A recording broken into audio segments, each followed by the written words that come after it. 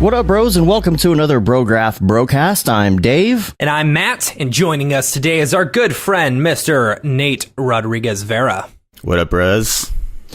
And Brograph is a supplement to our site, Brograph.com, which is a motion graphics tutorial site with tutorials, plugins, podcasts, and other MoGraph stuff. And on the show, we talk about everything ranging from motion graphics to Cinema 4D, After Effects plugins, render engines, doing business, doing taxes, being a contractor, or working for the man. And you can email us, brograph@brograph.com, and let us know what you think about the show. Send us your thoughts, queries, questions, condolences, and grievances. Hi, Matt. Hi. I was just answering why you guys going out so early. It's no, this is normally what we're supposed to do. This is we're actually 15 minutes late. Yeah, we are actually 15 minutes late. We were on time last week. Punctuality. Right? So we got a good show planned for you today. Probably going to be a short show. Mm-hmm. You know. Maybe. It's got to end by 2:40. I got to pick up my kid. Well, and then we got true. phone meetings. Yeah. We got all the phone meetings. All the phone meetings. I think we can make it happen. I'm really excited. We're doing a changeover to our live stream pretty soon. Yep. In about 2 weeks. Yep. And we are starting to slowly roll out some of the MoGraph.com stuff. So the first thing that you're going to see is that the streams are going to be changing over. Mm-hmm. We will still be rolling on both streams for a while, just until everybody gets the word and switches over and resubscribes and things like that. So don't worry, we're not just going to cut it all off or anything. Nope. You don't have to worry about the podcast stream if you're listening on your podcatcher of choice. The link and all that's not going to change, just the name and the artwork. So you don't have to redo anything there on your podcast subscriber. There's other stuff we're going to be announcing eventually as well, but just wanted to give everybody the heads up on that. If you were following Maxon on Twitter this week, you'll notice that the C4D Live lineup has been announced, which is... Yeah, that's exciting. Cool. A lot of really good presenters.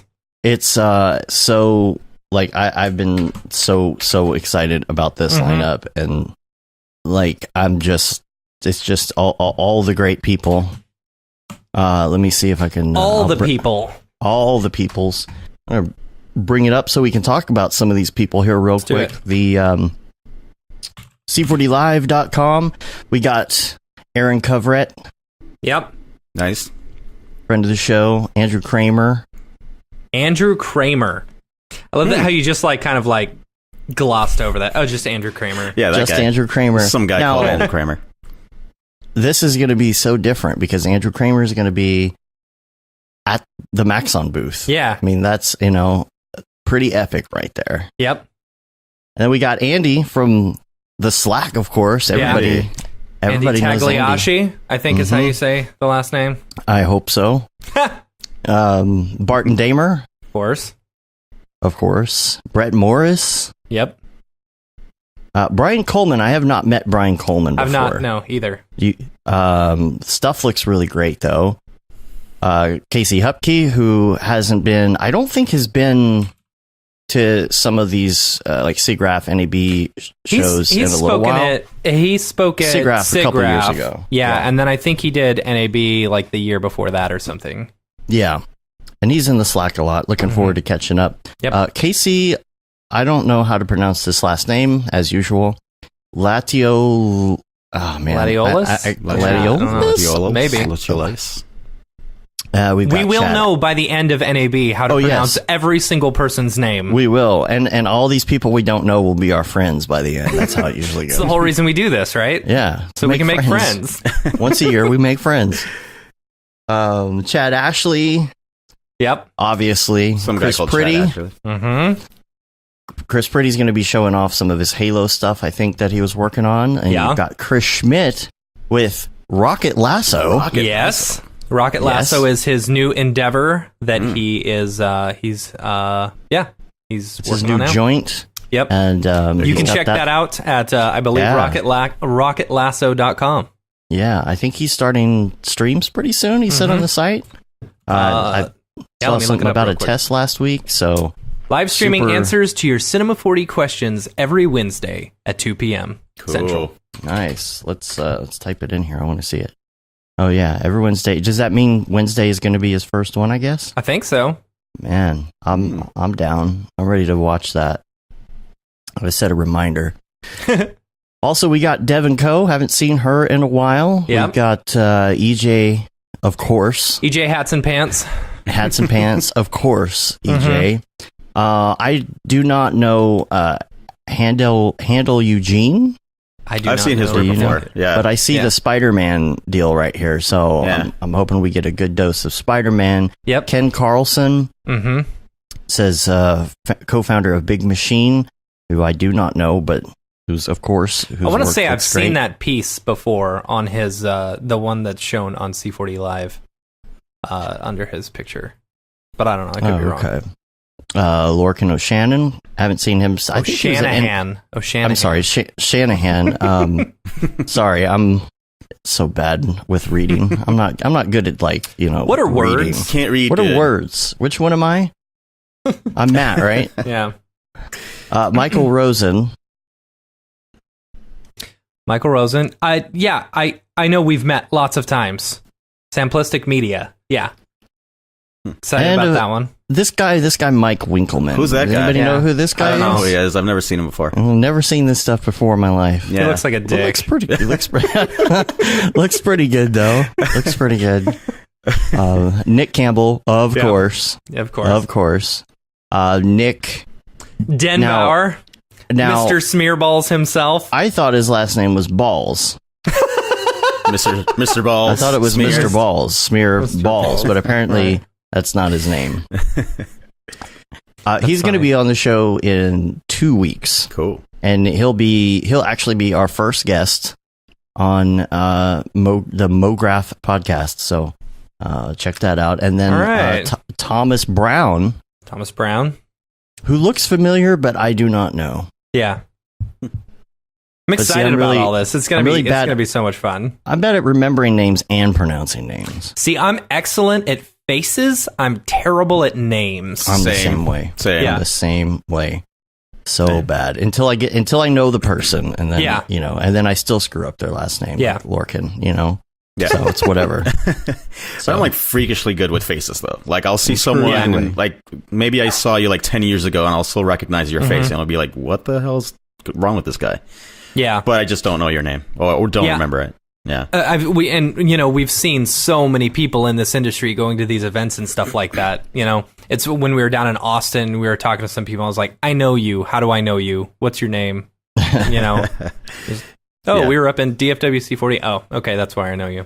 There it is. We're best friends. We've been best friends for years. Yeah. I'm your brother. That's funny. My bad.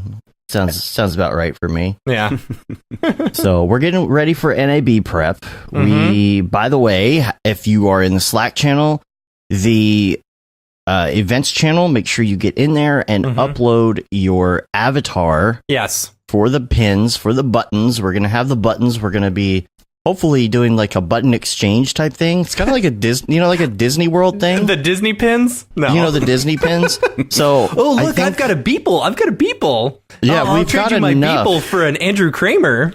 Yeah, no, we've got enough, I think, to do like maybe 10 or 11, like one for you and then like 10 to give out for other people. Oh no, that's way too many, dude. It's not that many. No, that's so much work to do though. If you're all right with putting in the work, I don't care. We're going to try. We're going to try. A bunch of primitives. Yeah. Just a torus, a sphere, a cube. Right. And that's it. Yeah. MoGraph. Now, these avatars, a lot of people have uploaded them already, but I did a file request on Dropbox in there, so anybody else that wants to put theirs in, I'll put that in the show notes as well if you're not in good. Slack. Yeah. You can click on that and upload your avatar into there. I will say you need to do it quick because I think we're going to start putting them together on Tuesday, which is tomorrow, which might be basically when you're hearing this if you're listening to the audio-only version. But yeah. Just get that in as soon as possible. Yeah, and we've got advice for NAB noobs that we need to give out. Now, are we doing that today? Is that today? We're not gonna go through the whole thing. I think we're gonna do that with Smearballs in 2 weeks because he has not been before. True. And I think it'll be a good way to do it. Yeah. I did want to just say, if you're new, just make sure that you're listening to that episode, because we are going to give some advice about sleep. What else? Water. Hydration. Water. Lots and lots of water. We run out of water every single year at the booth, and it's chapstick, awful. all that. Yep. Well, it gets compounded by the fact that it's like you're in the desert and also whiskey down nights before. Yeah. Right. That's true. Yep. A lot of that. Yep. I'm gonna miss that. So just I'm so excited. Like there's so much to do. Been working around the clock trying to get everything ready to go, and like I'm already freaking out. And there's still 2.5 weeks. Yeah. There's still 21 days. Technically 3 weeks. We leave in 2.5. But yeah. I'm so ready for this though, and I'm trying to get as prepared as possible now so that I can enjoy myself and not be making up for the things I forgot to do once I get there. We keep on adding more stuff to our plates too. Oh, like, yeah. You realize we're going to be gluttons partying. For punishment. Oh, totally. That's NAB. Like, you will be punished for having fun. Yes. It's like learn and party and very little sleep. So yeah. Feel like I slept for like 2 days straight. When us too. Like because we're working the booth, so like we're there 8 a.m. and we don't get done, until the parties are over at like 2:30 in the morning. And we're doing interviews and we're editing back at the hotel, Kevin. All that kind of stuff. Yeah, hey, Kevin, I was actually going to tell everyone whatever amount of water we had last year, we should double it. He said, I just put in a request for more water at the booth. Yeah. That's good. And if we're taking requests right now, we should just right. Yeah, what would you guys like to see? Water, basically water. Yeah. So really excited about that. I don't know, not much more to say. Yeah.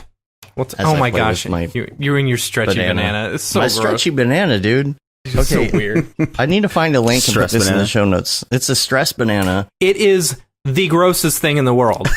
My kid bought one from Five Below, one time. He's like, oh, this is hilarious. And it's the grossest thing ever, right? Why is it gross? Does he have the same one? Mine has like a powder in the inside. Yeah. And like it's like kind of got like a sticky texture to it. And so if you drop it on the ground or something like that, it gets covered in hair. No, it's not. It's not really sticky like that. Well, okay, drop it on the ground. See if you get any hair or dirt on it. Well, I don't want it's really gross. Anyway, I don't want to. You and your stress toys. Yeah, how's that? I have a flat banana. Well, I could make a sausage roll. I also have a squishy piggy. Now this one is foam, and this one, it smells good. It's got like a hint of lavender, I think. Now, is it bacon scented? It's not bacon scented. Oh, it's kind of keen a little bit on the string. What's the purpose? What's the purpose? The purpose is you can smash it and do things to it when you're angry. I mean, look at that face. Don't you just want to smash it? I don't know. Yeah, every time I look at your face, I just want to smash it. Yeah, that's right. But look, I can take the squishy pig and I can put it inside the banana and I have a sausage roll. Wow. Yeah, it's a bunch of squishy crap. But what's super awesome is that you can take the banana and like kind of form it back and roll it, and it turns back into a banana. There you go. It's a great stress reliever for having at your desk when you're working. I'm telling you. Yeah. And I'll put the link in the show notes. People can check it out. Oh my gosh. Yes, please. Yeah. I got both of those on the recommendation of Merlin Mann. So yeah, if it's good enough for Merlin Mann, it's good enough for Dave. Yeah. So we got a lot to talk about today, especially in Ravcock. What's your flavor? What's your flavor? Are we going on to that now, or are we just? We're going on to that right now. Yeah. I guess the number one thing we got something good to talk about in all three major render engines. Yes. Today, number one is the big news. Yes. Arnold GPU. Arnold GPU. Is it? They officially announced it. Beta. It will be open beta on the 20th. So if you're listening to this now, right when we're recording, that's 2 days from now. If you're listening to it when Dave edits it, it'll be tomorrow. And And if you're listening to it on Wednesday, what are you doing? Why haven't you downloaded it yet? Yeah. Now, do you have any other details on this? Do you have any pricing details? I mean, is there a website? I'm sure. Can you throw me something in the dingus? It's just. I mean, you just go to Arnold's website. You know, if you, I assume if you've got a subscription, you can sign up for it. It's 5.3, Arnold 5.3, and you know, anytime you get Arnold, it is nice enough to include all of the different renderers. The ones that I saw on the preview, no one cares about your banana, dude. The ones that I saw on the preview of the Twitter post, that the Twitter video that they did, it was Maya, 3ds Max, Houdini, and Cinema. So those are the ones that it seems like those will be first. If there's any additional ones, I don't know if they're going to do it. So that's not up to me. If you've got questions, ask Chad Ashley because he knows everything. Yeah, hopefully he'll jump into the chat and maybe he'll give us some info at some point. Yeah. He was in the Slack today talking about it. So nice, cool. Yeah. Well, if you'd like to see it in action before it comes out, you can check out Chad Ashley's video he did at DFWC4D and see how it works. It looks really cool. So, yep. I am super excited about it because I've been kind of on the fence, waiting to just kind of feel this out and see where that's going before I really kind of switch over to something else instead of like learning Redshift in its entirety and then being like, oh, it's time to go to Redshift GPU. Yeah. And kind of holding out. I have been in Redshift GPU. I officially moved over, GPU? Redshift. Or just Redshift. I mean, Redshift. Sorry, I've been. I was like, man, you have like a secret link I didn't? Yeah. I mean, I've been using that. I've been using that like for everything for the past, I don't know, 6 months, 4 months, something like that. Just I was gonna say, Dan, you're Redshift. Yeah, right? like you've been 99%. 99%. Like there will be occasional jobs that require Octane for, but yeah, that's a minimum right now. Like most studios that I've worked with, even like have been kind of switching over too. So, it's interesting. I mean, I'm all for it. I'm a big fan. I've been using Redshift now for like 2 years. Yeah, I forget when the alpha was. I think it was like 2 years ago. Yeah. We were on the original alpha as well, and then we bought it basically as soon as it came out. And then I was going to start using it a year later, and then I had to upgrade. So for the first year we had it, we didn't use it. Oh well. Yeah. I mean, I do like that a lot. Yeah. I'm pretty excited about the Arnold GPU though, because like before I even jumped into Redshift, I had started with Arnold. But I mean, of course, back then it was like CPU only, and I feel like I didn't have like a good enough CPU to run it. So right. And then Redshift came out and kind of felt like Arnold on a GPU. So I went on it. So I'm curious to see now how, to compare like Arnold GPU to Redshift. Yeah. Not that I have time to install it and play with it, but I'm going to try. Yes. I'm definitely going to try. Yes. I don't know. Like 5 minutes every like 8 hours. Yeah. And also, I guess Redshift 3 is rumored to be coming out here pretty soon. So I don't really have too much information on that. It's kind of just a rumor floating around. I don't know. The only thing I read is that they are going to be releasing like an experimental build through the forums only at first. Kind of like what they did with the post effects builds, right? Where like at first it was just like kind of like an experimental build. You could only get it through the forum. It was like a totally separate build from the main one. So I guess they'll do that with 3 too. Yeah, that's kind of what I read. It's exciting. Yeah, I was talking to Liam about it a little bit earlier in the week, and I guess it's they just haven't put out much information, I guess, yet. So kind of waiting around, So it'll be fun. Hopefully, Liam will do some more Redshift Live stuff or something when that happens. That'd be cool. So, also in Ravcock, the Octane 2018.1 like final version, I guess, was released as well. So I think he made a comment actually about now it's time to start working on 2019. So Yeah. so I'm ready to play with that. Oh, something I don't have in the links that I need to put in here is as well is David Ariev has a new tutorial, and it's about fractals, and that's on EJ's site on iDesign, so you can check that out in there. Maybe there. Yeah, I'm here. Oh, sorry, we lost you for a second. I hear you. Oh, no, I'm here. We're still going. Okay, never mind.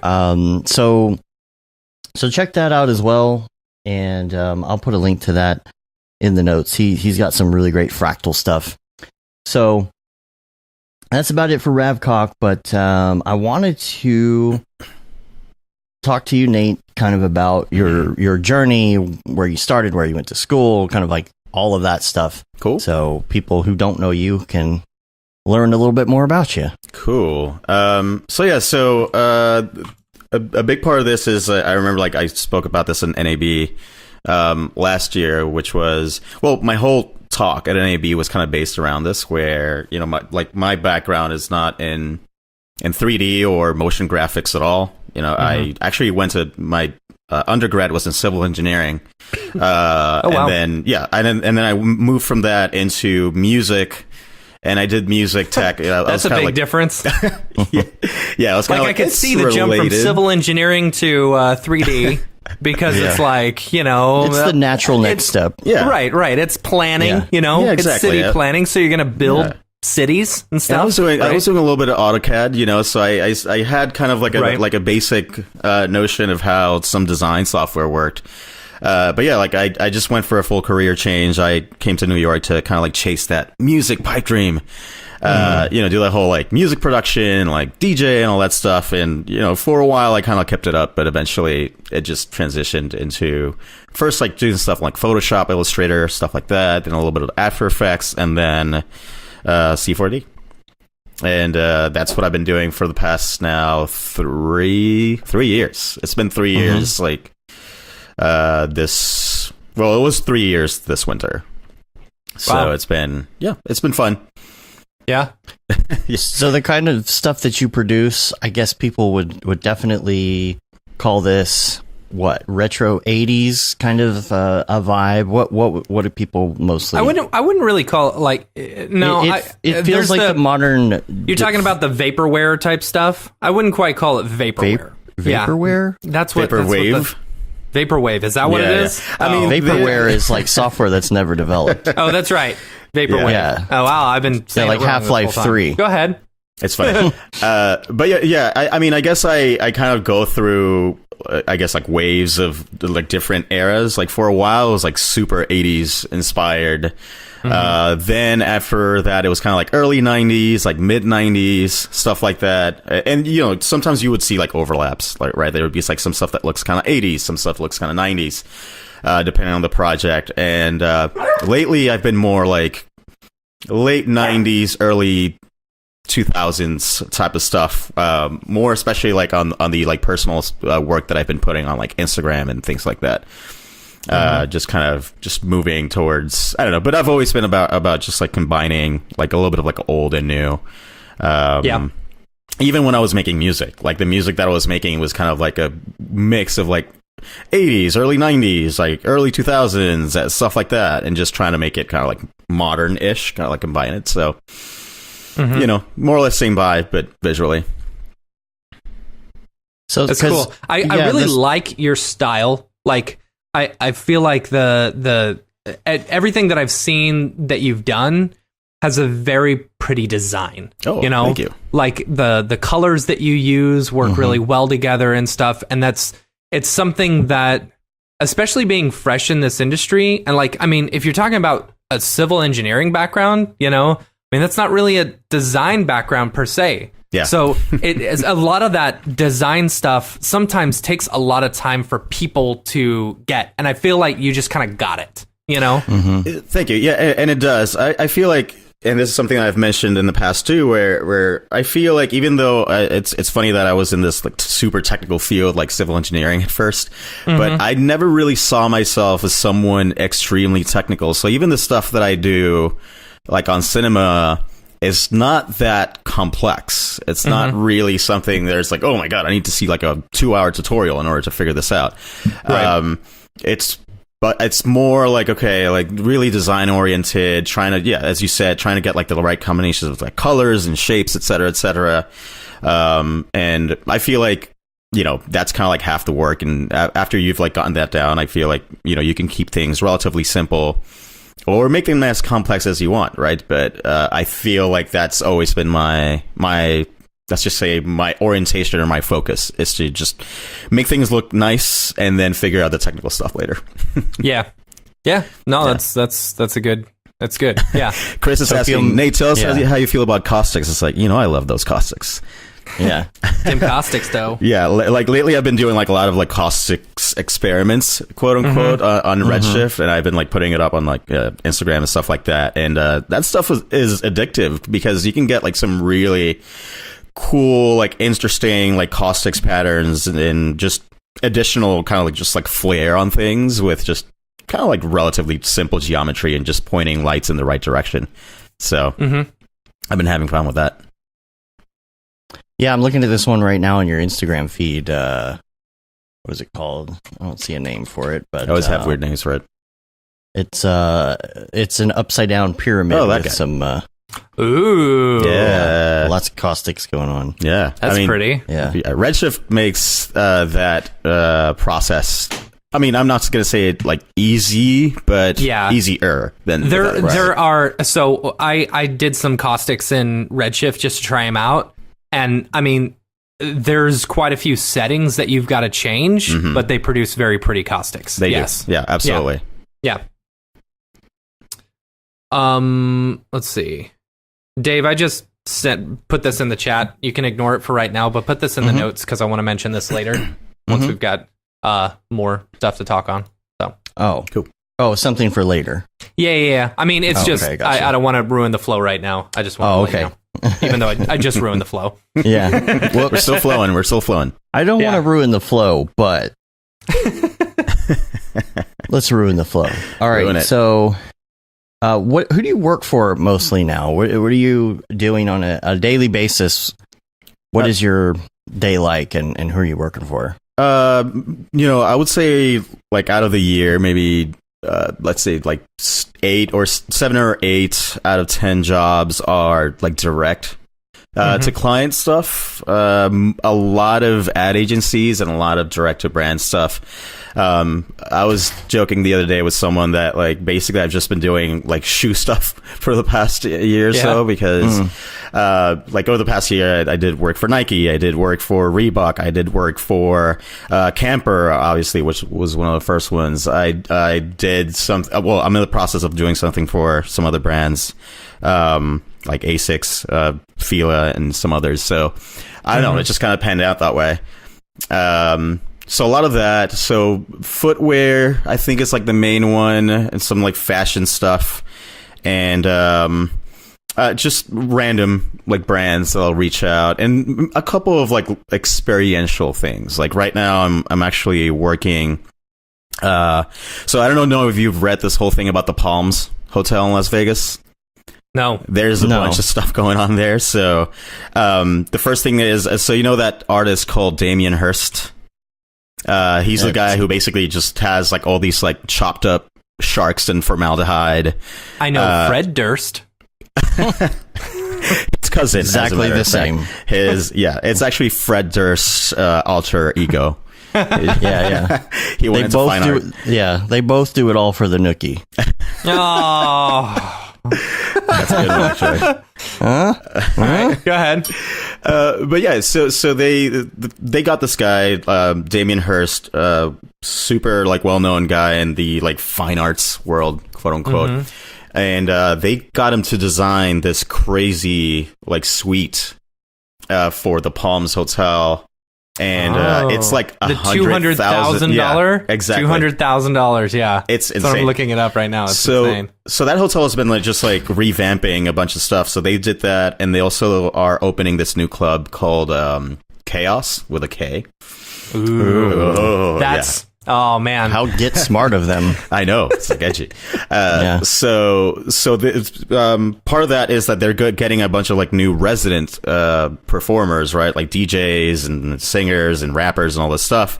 And the main one is this guy called Marshmallow. I'm sure you've heard of that guy. Yep. I was listening to Marshmallow yesterday with my daughter while we were bike riding. There it is. Dave knows Marshmallow. Yeah. So basically, I think they paid him like $60 million for a 2-year residency there.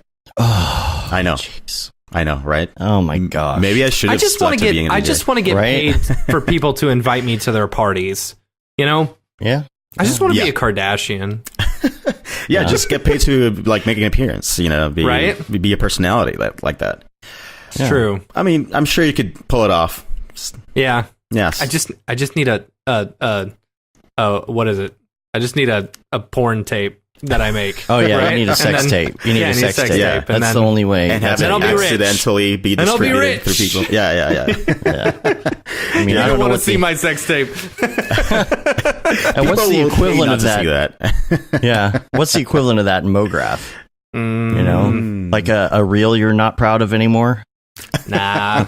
You know? No, like I don't know. No, that's two totally different. Yeah. My first everyday from like 5 years ago. Because the thing is, I mean, anyway, let's go on. I don't want to get into this. Yeah, you could just come to parties and hang out and be a celebrity for no reason. I mean, that's an American dream. I'm into it. Maybe you can do it like small scale, become like an NAB celebrity. Just like whenever NAB comes around, just get pulled in, just appear. Just make an appearance. Just hang out. Yep. Yeah. Oh. You don't even do motion graphics. You just hang out. One You're day. like, no, I don't know anything about Cinema 4D. I just hang out at Never the booth. doing motion graphics again and just getting paid to hang out. Yeah. It'd be amazing. Yeah. I'm into it. Maybe if you were a mascot of some kind. You might have to wear a suit though. Like, Maybe. like an animal suit, like a furry suit. Become a mascot for Maxon. Just be like a blue orb with a C around it. I am a mascot for Maxon. Thank you very much. I don't know about all that. We're all mascots for Maxon. I think maybe I think you could pull off a furry suit, like a fox. You could be the Cinema 4D fox. No. You show up to the parties. Nope. You do some somersaults and some flips and I'll leave that to you, Dave. yeah. You don't want to see me try and do a flip even without the furry costume on. Well, maybe be a mascot for GIMP. They already have the name. There you go. All you have to do is like GIMP it up, Well, don't they have like an actual fox for their or something like that? Maybe they do. Yeah, they've got something like that. Yeah. So there you go. Open opportunity. I know. Can't believe nobody's done it yet. Well, sorry guys. This is where I announced that I'm going to do that next year. Yeah. But anyway, wow, we definitely went off. But yeah, basically, that's what we do. I love it though. This is the way I speak usually. Yeah. So they're opening up this new club with Marshmallow being, I guess, like the headliner or the main, I guess, the main resident artist there. And so I've been making like a bunch of just hashtag content for that. Some of it is going to be playing at their marquees. I forget if the Palms is on this trip or off strip. But on their marquees right outside of the hotel and also on their social media, et cetera, right? Like anywhere where you could have like this stuff playing. So, some just cool Cinema 4D, MoGraphy, stuff for them, for their club, mainly for like that club chaos and for, just related things. Essentially, that's the most recent thing I've been doing. And then there's this other thing. I don't know if you want me to talk about that now, but there's this other thing that I'm doing, which is more long term. This is something that we before we went live, I was mentioning about maybe September or October, where I'm working with this, and I don't know how much about this I can really say because it's still kind of like in the planning stage. But there's this AR company, I guess. They're called Cave, also with a K. And I know. And they're putting together some cool just events out there, mainly in Europe, especially London and that area. And I'm trying to work with them on a show. Some like AR stuff happening in kind of like, a real kind of like gallery space. But again, that's like so early on. It wouldn't be until like maybe September, October. We're still not going to planning stage, so that's more like TBD. But yeah, that's I think that's it. There's a couple like other like things that I'm probably forgetting, but they'll probably come to me a little bit later. So when you do this stuff for like, I mean, you've got Nike, Reebok, Asics. How do you get that? Trident gum. Trident gum. How does that stuff flow to you? Do you have friends that are like, hey, so and so has a job, they're looking for this thing, or are they coming to you directly? Is it business to business? Is it agency? How is that working? So mostly it's through the agency that I'm a part of, H Plus Creative. So they represent. What's that? So they represent you? Yeah. So that's interesting. I think I remember you telling me about that. Yeah. So what they do is they represent me, which means that they're kind of out there just looking for stuff, or they already have connections with certain companies, certain brands, certain ad agencies. So they have like a constant like influx of like, hey, we have this project happening. Can you get like one of your artists that you represent to work on this? Right, so the agency will reach out to either me or some of the other artists that are part of it, like Blake Catherine, FVCK render, so as not to say the word, right? And some of the others, or myself, and one of us will like jump on it, we'll work on it, we'll deal directly with the brand or the ad agency once it's happening, and then that's it. The job's done, and then we move on to the next. So some of it, a lot of it is through them, and some of the other stuff is like I actually know a handful of people who work in the ad industry, especially here in New York.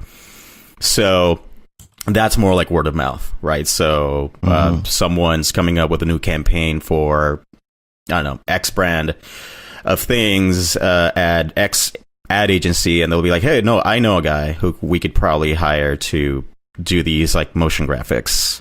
Or these like 3D illustrations or whatever they need, right? That requires some kind of like 3D quote unquote work. So yeah, mostly the agency, word of mouth, and also, the occasional studio gig, which also is kind of like, word of mouth. I worked at this studio with someone, and then now they're working in the next studio, and they happen to need like someone else, and they'll bring me along. So cool. Yeah. The representation thing, that's something that we really don't talk about. We haven't talked about much on the show at all. Right? Yeah, I've heard of a couple of people having representation, but I've never really heard of them getting a lot of work from it.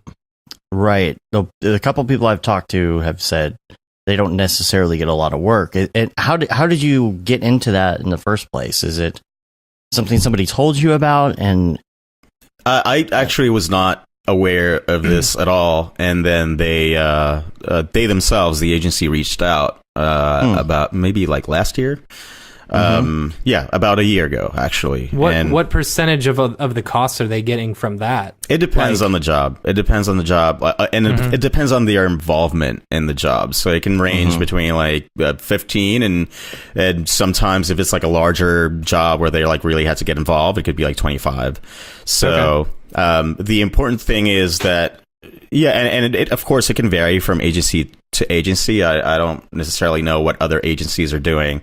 But they, the important thing is that it stays consistent, right? Because, let's say like 15 to 25% of not much work, turns into like just taking a big chunk out of what you're making. Whereas like otherwise, if they're just taking like 15 to 25%, but they're consistently sending you things, you're like, that's okay. It's a price I'm willing to pay. And that's been the case so far. So, yeah, but you don't have to sign over any sort of exclusivity. Like if you bring in your own jobs, you don't have to I guess it would depend on the agency. With them specifically, I don't have exclusivity, so I am able to do my own jobs and just be connected directly with a studio, for example, if I have to. So it works out great, right? So, but anything that does go through them, say like for example, the Nike stuff that was like through them, and let's say that Nike reaches out, most likely they would reach out through that agency. Mm-hmm. And then, so whatever I do for Nike, the agency kind of handles like basically all the minutia that maybe I don't want to take care of, like negotiating rates and any other thing that's just, I just want to focus on doing the creative stuff, right? They'll take care of that before it gets to you, so you don't have to worry about someone saying, oh, hey, I have this thing, but I have no money. Yeah, exactly. Exactly. They're kind of like the first line of defense there. So when I'm talking to, when I'm talking to someone at Nike, I'm just talking to, say, like their creative director, right? And do they specifically, do these companies, do they ask for you specifically, or... It depends. It depends on the company. Sometimes the company will be like, hey, Nate did this thing for us like a while ago and it was great and we want him again. And it's like, okay, great. Other times they'll reach out for the first time and they're like, hey, we see that you represent a number of artists. Tell us which artists you have available right now that they could help on something. And then they'll reach out and they'll figure out how to, they'll figure out the logistics within the agency, see like who they throw into what. So interesting. Yeah. Do you recommend that do you think that's something that works for everybody, or is it something that maybe you have to be at a certain point in your career? I think it works. I think it works better for someone who does mostly remote work or direct to client work. Like if your focus is mostly to like work at studios, say that you would rather be like, okay, I want to work at Framestore, I want to like work at PsyOp, I want to work at like IF, stuff like that. I would say that's probably not the best thing to do. You probably just want to just find an in into one of those and then, just continue doing that. But if you're like me, I'm the type of person who like, I like studio work as well. Not to say that I don't like studio work, but I prefer to work remotely most of the time. I prefer to like just work directly with the brand, or the ad agency. So in that case, working in your underwear is always better. That's the way to go. Yeah. Just get out of bed, roll out of bed in your underwear, and just go into my desk chair, and that's it. So in that case, it does really help, and also it does help if you are, like for example, like trying to angle into something else, in addition to say just doing like freelance commissions for like brands or agencies or studios, right? Like, for example, if you're trying to put together some kind of exhibit, right? You're trying to angle more into kind of like the quote unquote like fine art world, then it also makes sense, right? Because because like these agencies also have contacts in that world. They can set up things like for example, this potential thing that could be happening in London is something like that, right? Where like they have these connections with these people who put together like all these like gallery showings, museums, although museums is a whole nother level, but that type of thing, right? Or experiential stuff, right? And I think when you're trying to angle into that stuff, which I've been trying to over the past, I don't know, couple months, or at least I'm planning to, then it kind of helps, or it makes sense to explore that option. So the fine art stuff, what do you... Actually, no, I'm going to ask you another question before we get to that. Cool. If somebody wants to pursue representation, what would you suggest that they do? How do they get a start? How do they make sure that they're finding somebody who's reputable, who's actually going to be worth the time and percentage? Right. It's it's funny because like I don't think it's the type of thing that you could go out there and like search, and I'm not super familiar with the options for representation that exist, but one of the biggest things is and it's we laugh about this, but social media. because a lot of these agencies, whether it's like representation agencies, ad agencies, etc., they do look at social media, and not necessarily looking at follower numbers or like how many likes you got on your last, render. But they want to, go into say like, your Instagram or your Tumblr or whatever it is. I think like Instagram mostly. And they want to take a look at your, let's say, quote unquote, again, like body of work, right? Like they want to look at these, like this grid of like however many pieces you've made and see something that, oh, this could totally work for us in some way or another. So I think it's odd to say that because I constantly just make fun of that, where it's like, try and get like 100 million thousand followers and 100 million thousand likes on your stuff. I was like, okay, I think that's a little silly. But in that world, you're kind of trying to get discovered. Although I don't like that. I don't necessarily like that like term, like discovered. Some people want you to be a quote unquote influencer. Oh god, yes. I hate that. Such a D-bag term in my opinion. I know. It's like you want to be like a public figure. Like it's funny when I see people on Instagram and their like their description under their name is like public figure. Right. It's like what? Are you like a politician? Yeah, I know. I think that's like a default. Like I reserved the Facebook domain for my own name. Right. Yeah. And it makes it a page, and by default it puts public figure on there. I'm like, what does that even mean? You are a person in the public. You're a person in the public. People know who you are.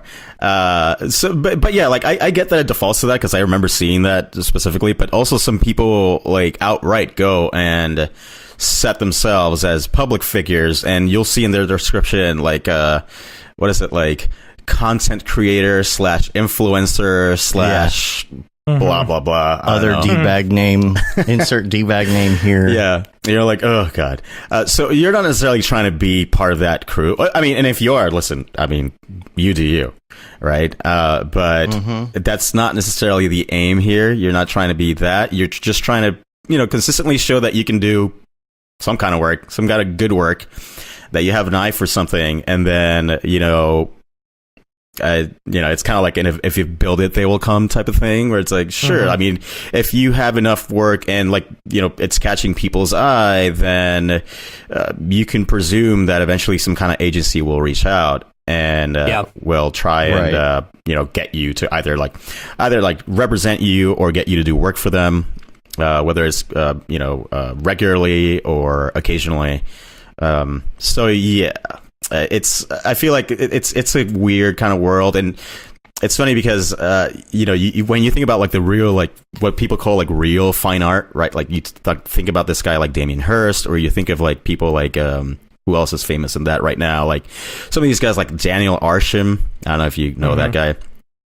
Some of these other guys, like they've definitely made a career out of just just having like massive social media followings. I think it's something that can be. It's not that it's not okay to have. It's just that it kind of, just like the Kardashians we were talking about. I wish I could get paid to.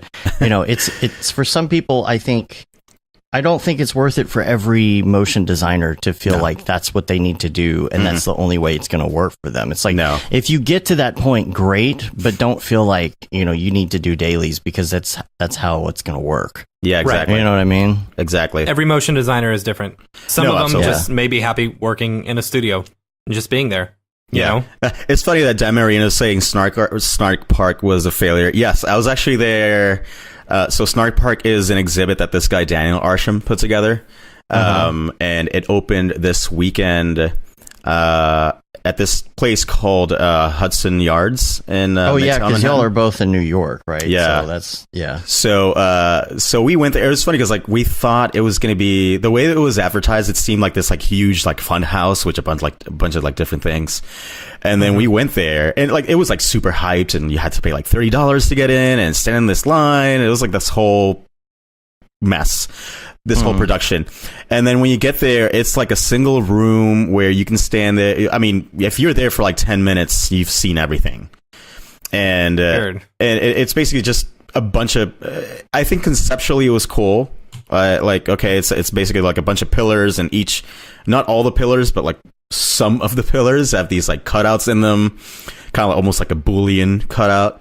And within that, you have, I don't know, stuff like some pillar within that Boolean cutout. There's I don't know, like a disco ball, a bunch of little disco ball mirrors, or like some fuzzy stuff, or stuff like that. I don't know. I feel like conceptually, for the sake of art. Yeah, I feel like conceptually, if it had been one of those things where it's just, you're just walking down the street and you see this installation, and you know, you can just walk up to it and like see it for like 5 minutes and then walk away. Awesome. For you to have to like stand in this like huge line and pay like $30 to go to it, et cetera, I'm like, okay, you're kind of like, and then the way that they are setting it up is that, you know, so I think it's like maybe for like a month or 2 months or however long, it's going to be this one, and then they're going to switch over to another one. So they expect you to do some kind of like monthly visit to check out like a different like part. I don't know. I just felt like it was pretty underwhelming for sure. Yeah. So I forget why we went into that, but yeah. Well, we were just, I think one of our topic ideas was whether or not 3D art can be considered fine art. Yeah. I mean, and it's interesting because I've seen more people talk about this, where, yeah, you know, like historically fine art is considered what, like paintings, real sculptures, you know, stuff that's tangible, right? Something that okay. Like historically, right? I'm not saying that should be the case, historically. Historically, that's the way it's been known. And there are people now who are like, no, you know, digital art can be fine art. You know, you can make like some really interesting, you know, art that like people can go to a gallery and appreciate in some way, right? Whether it's I don't know, projection mapped, or whether it's you know, like augmented reality, or even if it's just, you know, a bunch of screens like on a wall, yeah, and each screen is displaying like some piece of art, whether it's like a still or animated, whatever the case. And I feel like more people are starting, I mean, it's already been happening for a while, but I feel like more people are now trying to make a push for that, where sure, I am a 3D artist, and maybe sure, I work in motion graphics because that pays the bills. But maybe the end game is to, you know, make some, you know, 3D rendered fine art and have it in some kind of gallery, right? I don't know. I mean, do people consider photography fine art, right? Yeah, true, exactly. So, I mean, Beeple's had a few like art exhibits and stuff like that, right. You know, just showing off his work and stuff. Yeah. I think, I don't know. It's I see it less often than maybe some of the other fine art examples, you know, but I know it's still possible. Yeah, absolutely. Absolutely. And I feel like there's always that pushback, right? I feel like with photography, people will argue, well, someone actually had to stand in a space with a camera, with a tangible thing, and take these photos. There's an artistry in that. You know, you'll get basically what I call like the kind of like snarky retro grouch people who are like, well, it wasn't done with like a real paint or taken with a real camera or something along that line. Then it's like, is it really art? Well, yeah. Well, yeah, of course. People can appreciate it and, you know, just, you know, get something out of it, right? Some kind of emotional reaction, or maybe just like walk up to it as like, hey, that looks cool. Why can't we call that art? You know, I think. I mean, photography. You know, photography's been doing it for, and you know, what's funny about photography is how much photographers can still charge. You know, I'm sure it's changed a little bit, but it's like photography is still that thing that's like, oh, you want someone to do some nice photos, it's going to be thousands of dollars. And never say it's for a wedding, because as soon as you do, it goes up 10 times the price. Yeah, well, reasonably so. It sucks. It sucks. Yeah. But yeah, I mean, you're doing all the same things though when you're in 3D. You're doing you're working with your camera, you're doing composure, you're looking at colors, you're looking at shadows, you're even doing things as far as like with the camera, setting, absolutely, your stops and ISOs and your apertures. Yeah, I mean, there's kind of already said, but there's all kinds of work that goes into it. So I don't know. Well, I don't understand when I hear someone just kind of put it down because it was all done like in a computer. No, it still takes work. There's still like hours and hours of work that go into this. So if you think a photographer gets it perfectly every time without actually having to bring it into a computer and color correct it. Oh yeah, exactly. Yeah, it's unrealistic. So I mean, I like that the people are becoming more and more open to that, and of course there's when people say like, well, at least when it's a combined thing, they're more open to it, like, which is why like projection mapping, like people really get into that, and people are getting into like AR now and like VR and stuff like that. So that's cool. Like there's this there are some people, like, for example, and I'm like, oh god, what's his name? Well, there's this outfit called like Ouch. I think it was like 3 H's. Like Ouch. And they've been doing like really cool stuff, especially like with projection mapping, and like they've been doing like this kind of like rolling exhibit, which is like a big cube, and they do like all this like crazy projection mapping on it, and they like have it in all these spaces. And that is really cool, and people have been like just lining up to see this stuff, right? People will go and like watch it, and it's like, there you go. That like totally, and they're using, I mean, I don't know if they're using Cinema 4D. I think they're using like Houdini for a lot of this stuff. But still, right? It's still 3D art. They're still using like a 3D DCC to create this stuff. And people are into it. People are feeling it. Also for planning, like even like, let's say that you eventually want to transition into more tangible stuff. Which is also something that I've thought about, where it's like, you can still use like Cinema 4D or it's like some 3D DCC to like plan out your stuff, right? And this is me just thinking more like back to like more like an engineer, right? Where it's like you would use, say, like AutoCAD or something to plan out a building, which eventually you do build in real life. So I think Cinema 4D and like some of the other DCCs are like a great way to like prototype something. And then just say, go to a fabricator and be like, okay, look, I prototyped this in 3D. Can you fabricate this? All right. So I can like actually turn it into a tangible thing, like a mechanical, or what do you call it? Like a, like a mechanical kind of like sculpture and stuff like that. Right. So also something that I've been interested in exploring, and all of the stuff that I've been doing recently has been kind of like with that in mind, where it's like, okay, I want to make stuff that I could potentially reach out to someone and be like, hey, can you build these things out for me so I can put them in a real space? So, and I feel like more and more things are going to be continuing to evolve in that direction for some people, right? That doesn't have to be like what you want to do. Like for some people, I think what's great about this industry, who's calling me? Oh, this number. Scam likely. It's a robocall.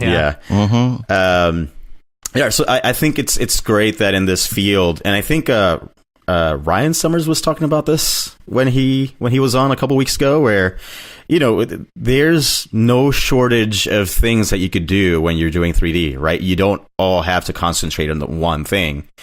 So I think it's a good time to be in it. And, if you can be in it and just keep striking while the iron's hot, because, I mean, it is possible that eventually we'll reach a saturation point where, like, oh, there's a lot of people doing it. Yeah, I mean, I agree with that. There's so much to do. Like, you can focus in one specific thing, Yeah. Like, there are a lot of people on the Slack or on our industry. Just like if you took our Slack, for example, as like a general like example of the population of MoGraph, not everyone knows the exact same things. They're so focused on like some of them are super heavy X particles, some of them are super heavy Houdinis, right, and all that, right, for sure. Pedro in the chat says making a MoGraph piece for an Instagram ad dies off in a matter of seconds. That's true. Yeah. Think about you do a projection mapping piece or something, and you do it as an installation somewhere, and you go and people show up and they watch it. And they're like, oh, that was really cool. I want to watch it again. And so they wait 15 minutes for it to start over again, and then they watch it again. Right. Or you do something like that on Instagram, literally someone just like flips past it real quick, and they're like, "Nah." Or they might not at all or they might not at all because of the algorithm or whatever. Algorithm, yeah. So it doesn't even show up. So like, and they're like, you posted it, and like maybe like 3 people saw it. Yeah. You just posted it at the wrong time, and your best friend didn't like it, so the algorithm didn't pick up on it. Yeah, and it's exactly. gone. Yeah. And also like it's funny because like I've done work in the past for these clients who they don't even necessarily put the work on their like main let's say like Instagram or like Facebook page. They just literally use it as a sponsored post, and so those things don't even show up on their pages. They show up in people's feeds other momentarily. people's sponsor pages. Yeah, and then they'll disappear forever. So it's like, oh well, hopefully you caught it because that's why I don't like stories, and I don't understand stories. Yeah, I use stories more for like, hey, I was here today. Yeah, check it out. Bye. Yeah. It's kind of hard to gauge like the appropriate way to use that, especially as a business using Instagram. How do you know? It's like, how do you use stories as a business in a way that really makes sense? I feel like also, I feel like that's also designed to kind of pull people from the what do you call it? The Snapchat world. Because like Snapchat is all about that. Yeah. So like Instagram is trying to get more of those people to get into. I don't get it. I was never into it. I just don't get it. I don't get the stories. I don't get stories like either. Someone, Billy the other day was saying, "Oh yeah, I shaved my head." I said, "Oh, I didn't see a picture. Oh, it was on my Instagram." Okay, well, I don't see it. Oh, it's on my stories. Okay, well, why can't I watch it? Oh, because stories go away. Because they go away forever. Okay, but why, so what's the point of making a story? Yeah, I feel like it's more like to get the Snapchat conditioned crowd to still look at your stuff, because like a lot of people, like for example, like who do like 3D art or any other kind of like visual art and like put it on Instagram. Usually they'll like put a post up and then they'll make a story, say like new post, go check it out. Right? It's a way to kind of like also cover all bases. Like if someone just like scrolled down through the post and they missed yours, maybe at least they'll see your story. And then they'll still like, okay, so they'll still go to your post and they'll watch it and they'll like it and they'll bring up your engagement, and then you'll get your 10 million likes as opposed to 50 likes. Yeah. Right. So. Yeah. Yeah. I just like I get a lot of notifications on Instagram, and I don't always really pay attention to what they are. And so sometimes like the next day I'll go back to my Instagram and it's like, oh, so-and-so mentioned Brograph in their story yesterday, and you're like, oh, sweet, and then you go to it and you're like, oh, this isn't available because stories go that's away. So yesterday. Yeah. It's like, but it still would have been relevant. I didn't get a chance to see it. Yeah. So True. I don't know. Yeah. It's an interesting world for sure, and some people dominate it better than others. Like I feel like I've done okay on it. Like I have a number of followers and it's fine, but there are other people who are like excellent at it, right? They're up there and they have like a 250,000 followers and they get like 250,000 plays and God knows how many thousand likes on their stuff, and that's awesome. And maybe that's the equivalent of the Kim Kardashian sex tape. In our industry, you create an Instagram that blows up or something on Reddit, and then it's like now people, instead of going to parties, people are hiring you to just like make BS content for them just so that they can steal your Instagram likes, Yeah. I mean, really, that's the way it is. For some people, that's the way it works. And I mean, I'm not trying to knock it or anything. I think if it works for you, then you do you, right? But it's I just don't think that everyone should just aim to do that. I feel like a lot of people are like, I agree. Yeah. I feel like a lot of people are like, oh, if I don't have 1 million followers, then do I even exist? Right. And might as well kill myself now. I know. It's like, what am I doing? Why am I wasting my time? Yeah. So instead, you're like, well, I'm going to keep doing me. I'm going to do my work and I'm going to put it up there because, of course, it's a good way to exhibit your work regardless. And maybe an someone who's a creative director for an ad agency saw it, and hey, they want to reach out about doing a project for one of their brands, right? And that's great. It works out in that way. Or if I don't have representation, and maybe a rep agency will reach out and be like, hey, we want to rep you from here on out. So it could happen that way, but I just don't think I see a lot of people who kind of like use that as kind of like their end goal, and that. I mean, that shouldn't be it, right? It's like being frustrated just as a regular Instagram user because you don't have the million followers that the Kardashians do. Like a lot of people, it's like, oh, that's my goal. But like, you're never really going to get to only a select few, kind of like what Noseman was saying last week, is that there's still the luck. There's still luck in there. Yeah. You know, for sure. You could be really good. You don't know. And so like for regular people who are using Instagram, looking at movie stars being like, man, how do they have millions of followers on Instagram? I post the same douchey pictures every day and I don't have those followers. Yeah. You know, well, they were already famous before they got on Instagram, right? It's like, but it's just interesting. It's an interesting world for sure. And I get it. Again, just do whatever makes you feel whole. Whether it's to get your million followers or just do your work and put it up there and see who someone who will hire you for something will watch it, and then they'll get you on it. But again, I mean, I also know people who have 500 followers on Instagram, which in that world is nothing, right? Quote unquote. And they get plenty of work. Right, they get plenty of work, whether it's at studios or at ad agencies or whatever, like direct to brand stuff, and that's fine. I mean, just do your work, focus on doing something that, I mean, that's you, like creatively speaking, and whatever you want to come will hopefully come for you. If not, then I don't know, just figure something else out. Kevin says in the chat, many, especially younger people, prefer the temporary aspect of Snapchat and IG stories because it can give the illusion of the post not being permanent.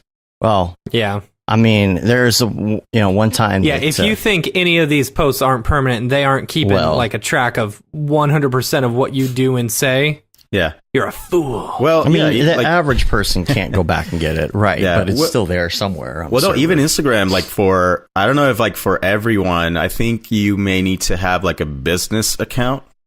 But you can still, like, all stories, like, they get saved to an archive, and you can still go back. So, like, even a story that I posted like 2 months ago that was up there for 24 hours.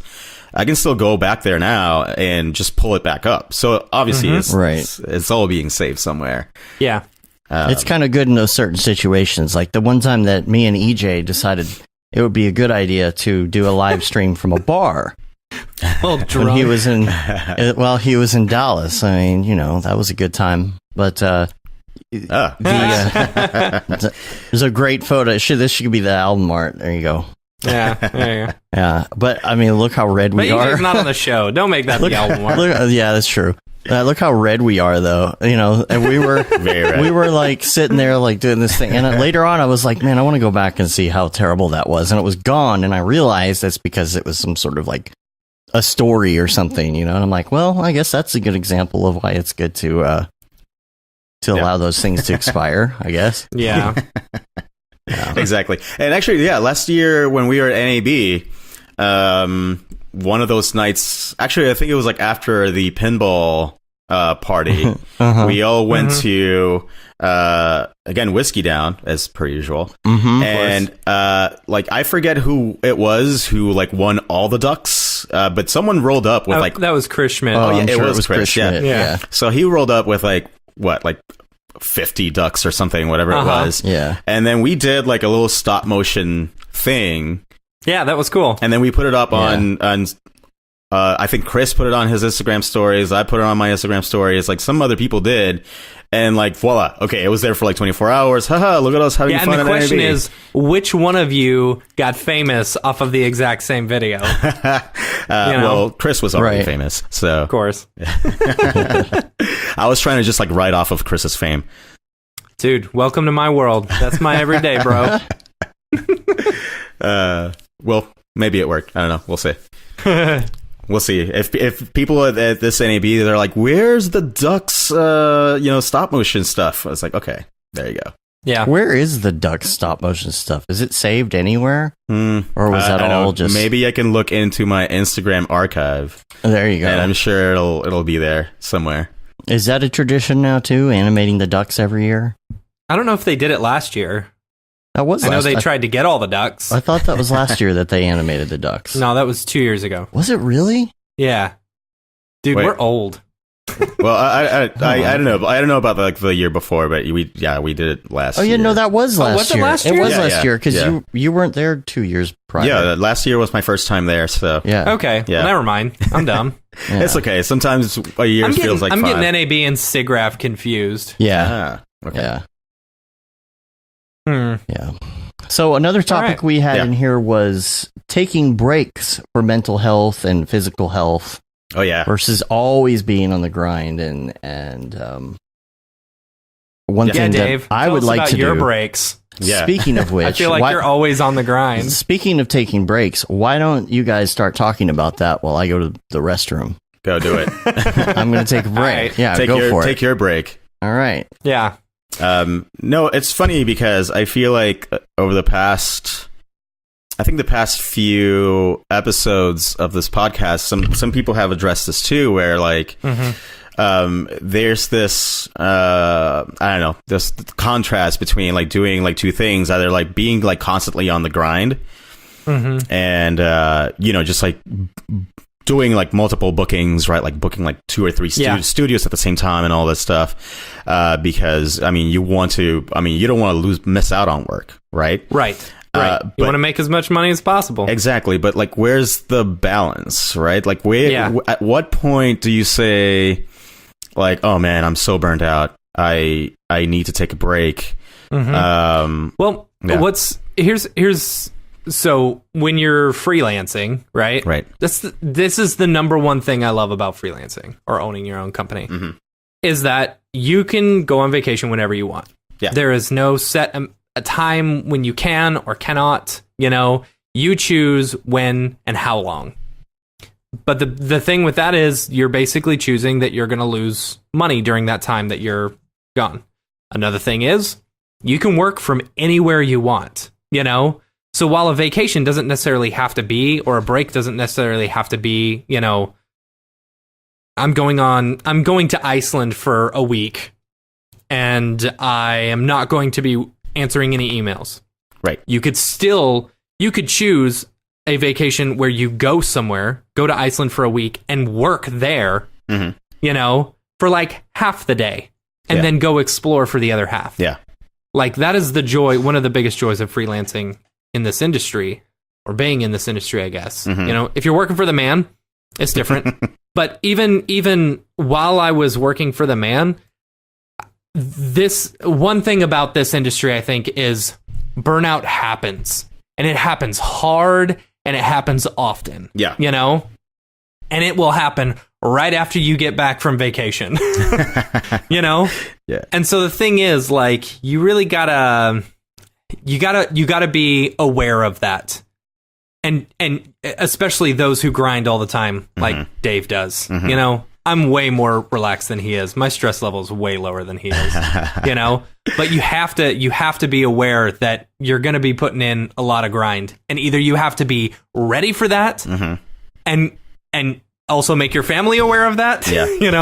Because there's going to be some fights that come along with that. Oh, for sure. Like, you have to be 100% in it and know that you're doing it for a purpose if you're going to grind. Yeah. Or work towards a vacation. Yeah. See, what I like to do is I like to have a vacation booked at least every 3 to 4 months. That way I've always got something to look forward to. It's like, I'm going to grind for the next 4 months, but then I'm going to take a week off. That gives me anxiety. Why? What happened? A vacation booked ahead of time? If it's really weird. It's really weird. I love vacation. Don't get me wrong. I love vacation once I'm on vacation. What happens though is if I have stuff a lot of stuff booked to like leave town and stuff, in my head, it breaks up the things that I've got to get done. And You're so funny. in my head, I'm like, oh gosh, I have to have all this stuff done in 2 weeks because I'm going to leave, and then it's going to be a week off, and it's going to take me a week to recover when I get back. And I love vacation, but I just get... there's always stress. There's always stress before it.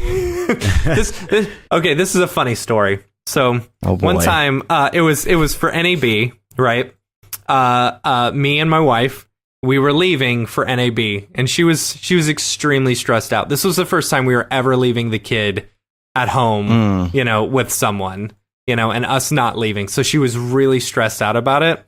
And we had to leave, we had 5 minutes until we had to leave. And she sits down and starts painting her toenails. And I said, "What are you doing? We literally have to walk out the door." And she said to me, "I am too stressed out to go on vacation." And it's like, yeah, that's you, Dave. That's you, Dave. You're too stressed out to go on vacation. Yeah. No, I've been incredibly productive lately, and just have been able to just go and go and go. I don't know what's changed really, but I don't know if it's maybe I was previously in a crippling depression and I'm not anymore. I don't know. Something's allowing me to. I could see that. Something's allowing me to work more and not get burnt out and enjoy doing it and not be stressed, even though I have a lot to do. I've been pretty good at it. We've raised our rates a few times over the past few years. Now we have to work less. I will say that has helped because the projects that we're getting now are not a whole bunch of micro projects. It's a bunch of chunks of larger projects. Actually, that is definitely true. Yeah, we've maybe had a handful of micro projects here over the past 6 months. Most of them are mostly bigger projects, stuff, and that's nice. Which is a great thing. And I think what that does is it allows you to be like, okay, well, I just finished this big chunk of something, and now I can just kind of relax for a minute. And that's de-stressed me a little bit. But as far as taking a break and not being on the grind all the time, it's hard for me to unplug. It is for you, yes. I've gotten pretty good at throughout the day. If I'm going to have a 15-hour day, I've gotten pretty good at being able to take that break and force myself to not get too distracted by other things that I don't come back. Yeah. So I'm able to take the 30-minute Mario Kart break or just sit on the couch with my phone for 30 minutes and do nothing, but then don't fall asleep. Don't take a nap. Get up, have the energy to get up and keep going and not procrastinate. It's hard to do sometimes, but I feel like I've been doing better at it lately somehow. It is. It's so funny because for me, 2018 was an extremely busy year, busier than ever. And not just professionally, but also on a personal level, a bunch of stuff happened.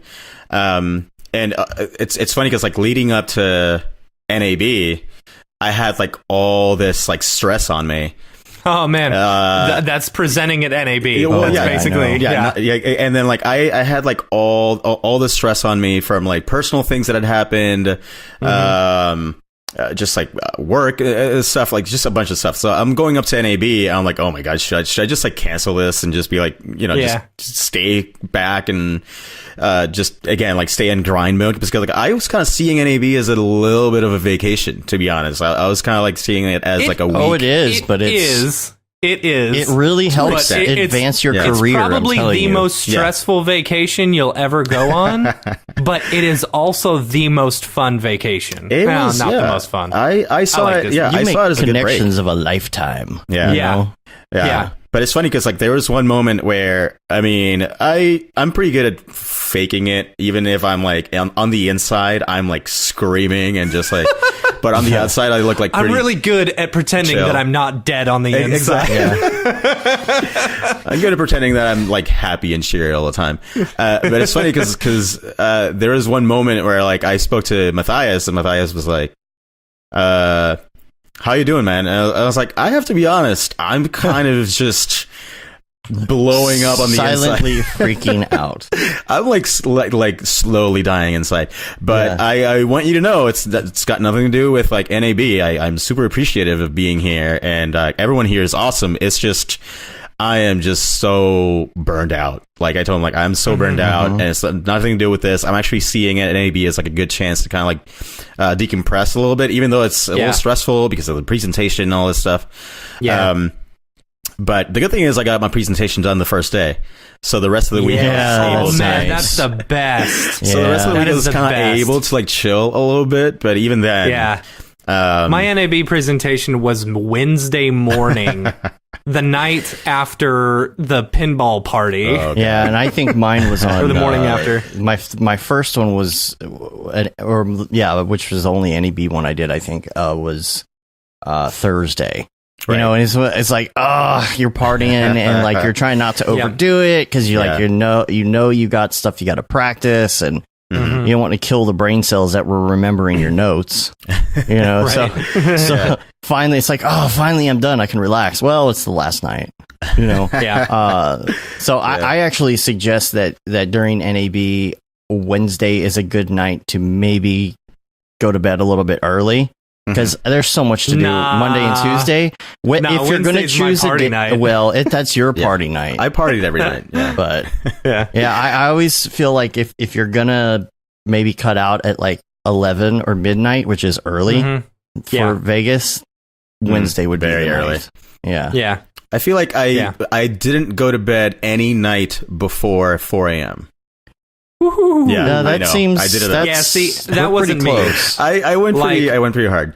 And I kind of needed it, and like it was a good way to like blow off steam for sure. And after that, I had like a little trip. I went to LA for a couple days, just kind of relaxed, and then came back. And the good thing is, like after that, I knew that I had other work because I was kind of stressing out. It's like I don't want to get back to New York and feel like I don't have anything to do. Luckily, when I was getting back, I had all these things that I already had to do. So it's like I just went right back into the grind. And then it was like nonstop. So NAB was April. So for me, it was like nonstop between like mid-April or late April until like the end of the year. And I remember like it getting to the point where like in December I had to turn down gigs, and it was not necessarily because I didn't have the time. I could have probably done them, but I was just feeling so burned out. I felt like I hadn't really had a chance to like just recover from NAB. And like everything before that, like all the personal stuff that I've been going through, all this stuff, like I hadn't really had a chance to recover so I remember like when December hit, and I was getting like, calls from these like really good studios. Like for example, like PsyOp had reached out, and I was like, oh God, I kind of want to do this job for PsyOp, but like when PsyOp calls you kind of, but I was like, oh my God. And I leveled with them. I was like, look, I have like so much going on right now. And I found them someone else. I referred another friend of mine, and he took the gig at PsyOp, and it went great. And I was like, good, you made me look good. So that's good. Hopefully they'll still keep me in mind. But that's the other thing, right? Like, so you decide I myself decided to, so I had a couple gigs in December, and then I went to Puerto Rico for not even a week, like maybe like 4 or 5 days, like right after that. And then when I came back, as you said, like I felt even more burned out when I got back from vacation. And it's true. And I remember like telling my agent, everyone, I was like, look, honestly, I'm going to take January off. And of course I did the math. I was like, I looked at my bank account and everything. I was like, okay, can I afford to take January off? I was like, yes, I can. So I did it. I took January off. But then it's funny because like February comes around, and they're like, okay, ready to get back on the grind. And then like not really anyone is reaching out. And I'm like, oh God, did I just like kill myself by just taking this like 1 month break? The biggest thing about taking extended breaks like that is, one, you got to have the money for it, like you were saying. You got to make sure that you're financially stable enough in order to take that long break. And you also add an extra like half a month in there. Yeah, for sure. Because you got to realize that when you are taking a big extended break, your clients may forget about you. Yeah. You know, you need that like 2-week timetable that ramp in up order time. to start. Yeah, that ramp up time. Yeah. It so helps you need to be with able to me like and you. Like if we both take a vacation at the same time, it's tough for that reason. But if we're taking separate vacations, you know, you're like going like to Disney World It's with your easy, family or something. yeah. It's easy because I Yeah. can maintain and if you are Right. going to be gone, having people that you know you can send them the work. So it's like if we have anything going on or anything set up for emergencies or anything like that, we've got to find people before we go to NAB that aren't going to be at NAB. That's one of the Right. biggest problems. Yeah, totally. So yeah, it was funny how like in February, and like February of course is a short month. Like as opposed to like January that feels like it's like 90 days long. Oh man. Then February is like 10 days. It's funny because I was like, oh man, you know, it's February It's just went by. scientifically accurate, Yeah, by the exactly. way. It's very accurate. That's how my calendar look. right. And I was a little stressed in February because like, I was like, okay, I still have the padding, right? I can still like go on like another like month or two without work. But I was like, I'm starting to get a little nervous. But then I started thinking back also to like last year and the year before. And at least for me, I know that January and February are actually slow months. Of course, January is always tough. Yeah, because like I'm working with like these ad agencies, these brands, and like January, February, they're like still like figuring out their budgets. So when I thought about this, I was like, okay, I think we can just relax. And yeah, I mean, and effectively, then once March came around, then suddenly things started ramping up again, and I was like, oh, thank God. I think for a second there. Because when we were in January, it was really weird this year in January because we got a lot of giant potential projects and some of them went through, but a lot of them didn't. And it's almost like people are coming back from the holidays and they have big pipe dreams, but then some of that stuff just doesn't work itself out. I think one of the reasons that I have been more productive lately and less stressed is because of the stretchy banana. Oh my gosh. I think that's part of the deal. I guess we'll have to buy one. Yeah, it helps. It helps a lot. That's funny. Yeah, I'll just put it on my neck. How about that? Yeah, beautiful. Good stress relief. That's where it's meant to go. Yeah. So, do we have any more topics in that area? I don't know. You have on here studio life versus remote life, which we talked about. Yeah, I think we kind of like went over that. Yeah, just kind of organically. So I think we're solid on that. Yeah. Yeah. I do have some links that I wanted to talk about.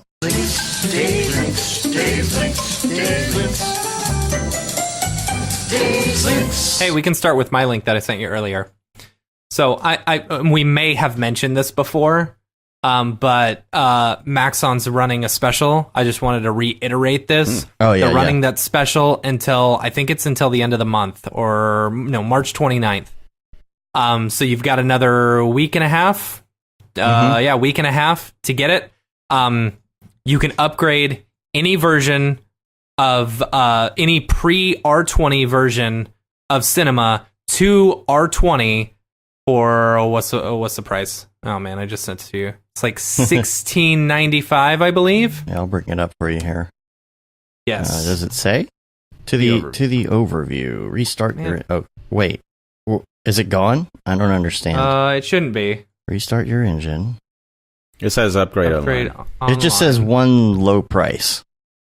Yeah, it's one. Okay, there it is. Okay, for $16.95. Oh, I'm not. So upgrade to the latest version of Cinema 4D R20, and not only will you get an upgrade to R20, you'll get the next release as well, R21. I'm assuming they're going to call it, right? And Cineversity for a year. So cool. And it's only $16.95. So what we did, and that's an MSA thing, right? That's an MSA. So that's the MSA. Yeah. So once you do that, you're in the system, and you can continue doing the MSA every year. Right. So like I know people who don't have Cinema or are working for a company that has it and want to purchase it. If you've got an older version, or someone who you can transfer the license to. Now, there is a $250 license transfer fee. So what we did, we wanted an additional license of Cinema. I called up an old boss who I knew didn't use his old one. I got a version of R15 broadcast. Yeah. I purchased it from him. Okay. I paid the license transfer fee, and then I paid the upgrade fee. So I got a full version of R20 plus the next release plus a year of Cineversity for like, I don't know, $2,000. Yeah, that's good. That's a good deal. That's a good deal. That's a good deal. Yeah. So just a heads up, you guys have another like week and a half. Y'all peeps do. Yeah. So Good to know. anyway, yeah, that's my link. Other links you got in here is how to not get left behind as you become older in the creative industry.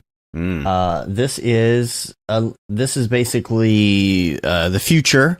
This is Ryan Summers. He was on this week. I think it was last week. It was Wednesday or something like that. He did give a shout out to Brograph and talked about Beeple's people for a little bit, which was great. So thanks for that. And I think people were referring to Chris Doe and Ryan Summers as snake oil salesmen. Whoa. And mainly to Chris, I think, because Chris is one of those people who, I don't want to use that influencer word, but he's extremely popular and has a great show and has lots of insightful information. And some people try and give it that whole, I don't know, what's the word I'm looking for? I'm trying to make him out to be one of those kind of fake-ish motivational speakers or something like that. So he actually posted something called Squashing the Beef with Chris Doe and Ryan Summers. I think they might do like a squash the beef thing where people who actually have some beef can oh boy, I guess I like that. I don't know, that might get tweet at them. Yeah, so I'm gonna be interested to see that. Yeah, we'll see how that goes. Yeah, but no, that was a really great video. I didn't get to finish it live, and I need to go back and watch the ending of it because I was leaving to go somewhere. But I'll put that link in the show notes as well. You can check out the original video. Great talk. Cool. Because that's coming up a lot lately. Is leaders in this industry and just where this industry is going, and people who are making money in this industry, and people who are doing the Instagram thing. All of that. Great video. Also, this morning, Raphael Rao, who he was in the chat, but I think he had to go. He posted a new gig, a new joint on his Behance, which is called Meters, which is really cool. I guess I could bring it up in this stream. Oh yeah, it had those like oscilloscopes and all that stuff. Yeah, right? Yeah, cool. His stuff is so detailed when it comes to the texturing and stuff, and he even posted his nodes and stuff. I'll bring it up here on the stream. So it's I guess it's supposed to be like a shortwave radio, ham radio type thing. Just all the knobs and I love what he does with as a ham radio aficionado. How accurate is this model? Considering that this isn't really a ham. Well, I don't know. It says band over here. Tuning. I mean, it's not by it's. I mean, I could go in the other room and get mine out and show you the difference. Let's do a side by side. Yeah, no, this is. I love like the BNC connectors or bayonet connectors, as they were probably called when this thing was made. It looks old. I don't know if it's supposed to be that or not. It might be some sort of electrical device. I don't know, but I love what he does with his edges. He's got, I think, a node tree somewhere in here. I believe I saw it. See all these edges? These like the knobs and stuff have all the scratched and worn edges. I absolutely love that. And I don't know. I saw a node tree somewhere, but it might have been on the Octane group. Oh, he's got some behind the scenes. Ooh, neat stuff here. Ooh, yeah, look at this. That actually works. BNC connectors that actually work. BNC's the worst. Oh, there it is. Yeah, look at this node. It's insane. You'll have to check this out. This will be in the show notes. You can get to the Behance account and look at what he was doing in Octane. Just crazy. Crazy. That's a good question. If it's like just Octane or Substance. I feel like a lot of that could be done with like curvature. I don't know if that's the term on Octane though. Like a curvature shader and combined with about noise, like a dirt map combined with yeah. It probably is dirt maps. I didn't look too much at the layout there. I'm looking to see if there's any dirt. I don't see any. I bet you that's what it is, though. Mm-hmm. I don't see any, but he could have like something. I mean, that's kind of what it looked like to me, like with the 0.5 seconds that I spent looking at it. Yeah. I'm looking, I see a lot of mixed textures, triplanar. I bet it's in there somewhere. I don't know if this was substance or not. Or even just like looking at the close-ups. Well, there might be some like, I don't know. Yeah, because Billy said, Octane calls it the dirt node. It's edge/curvature from Redshift. Yeah, that's what I was thinking of the Redshift one. Yeah. So, yeah, I wonder about the substance painter stuff. Mm-hmm. All right, other links that I have here. Just one more link. This is the WebM plugin for Premiere. A lot of times you're creating content nowadays that you've got to do WebM versions for, especially if you're doing stuff for the web. Say you're doing stuff for even a lot of backgrounds for websites and stuff now have videos playing in the background, and you have to make sure that it's something that works, bandwidth wise. You got to make sure that it's something that works on mobile and things like that. So there's this WebM free plugin you can get that you install, and it puts it in Premiere, but it also puts it into Adobe Media Encoder so that you can select WebM and export. It does take a while. It's the only thing I noticed. WebM exports are kind of slow, but if you're looking for something like that, that'll be in the show notes as well. Cool. I guess. Sorry, Liam. Liam had his had this on and didn't realize it until he unmuted it. That's funny. I do have a scary voice. And that's all I have for the links, but we need to go on to Beeple's People. Beeple's People, where'd you get that Grebo? Beeple's People, what's up with that guy? Oh, here we go. Oh, yeah. So take out your Beeple viewer of choice. Hold on. Let's see. For me and most people, I think that's going to be Twitter. So you go to the Twitters, as they say, the Twitters, and open up Beeple, and the first date that we're going to go to is March 12th, Year Overlord 2019. Wait, hold up. And March 12th, I'll bring it up in the stream so you can see that as well. And this is called Spunktopia. Oh, yeah. Spunktopia. He actually labeled this and said made with the dope new Kit Bash 3D Steampunk kit. Mm-hmm. Mm-hmm. So, this is really cool looking. It looks pretty cool. It looks... All right, you guys keep doing this. I'm going to run to the restroom. My turn to break. Right. So, man, the first thing, obviously, is the steampunk stuff, but I love the colors in this. I'm not the biggest steampunk fan in the world, but I really, really did enjoy. Gosh, what was that steampunk game? I remember that. Gosh, my mind. I forget what it was called now. Yeah. My brother used to play it all the time. Yeah, you know what I'm talking about, right? Yeah. Somebody in the chat will remember, but I remember the first time I saw that, I was like, wow, I've seen steampunk before, but this is actually really, really kind of cool. Like, the colors and the way that they did it and everything. Gosh, why is my mind freaking blank? I'm sure somebody will come up with the name in the chat there. But the emissive textures, I love the environment in this too. Yeah, it looks great. I guess it's an HDRI back there, right? Or is it a... who knows? Because the way he kind of flips between Photoshop, it's really hard to tell sometimes. Yeah. But I like there's basically like 3 layers of environment in here too. You've got like the ultra background. Back here, you've got the middle ground. BioShock, thank you. Oh yeah, Jason. that's what it was.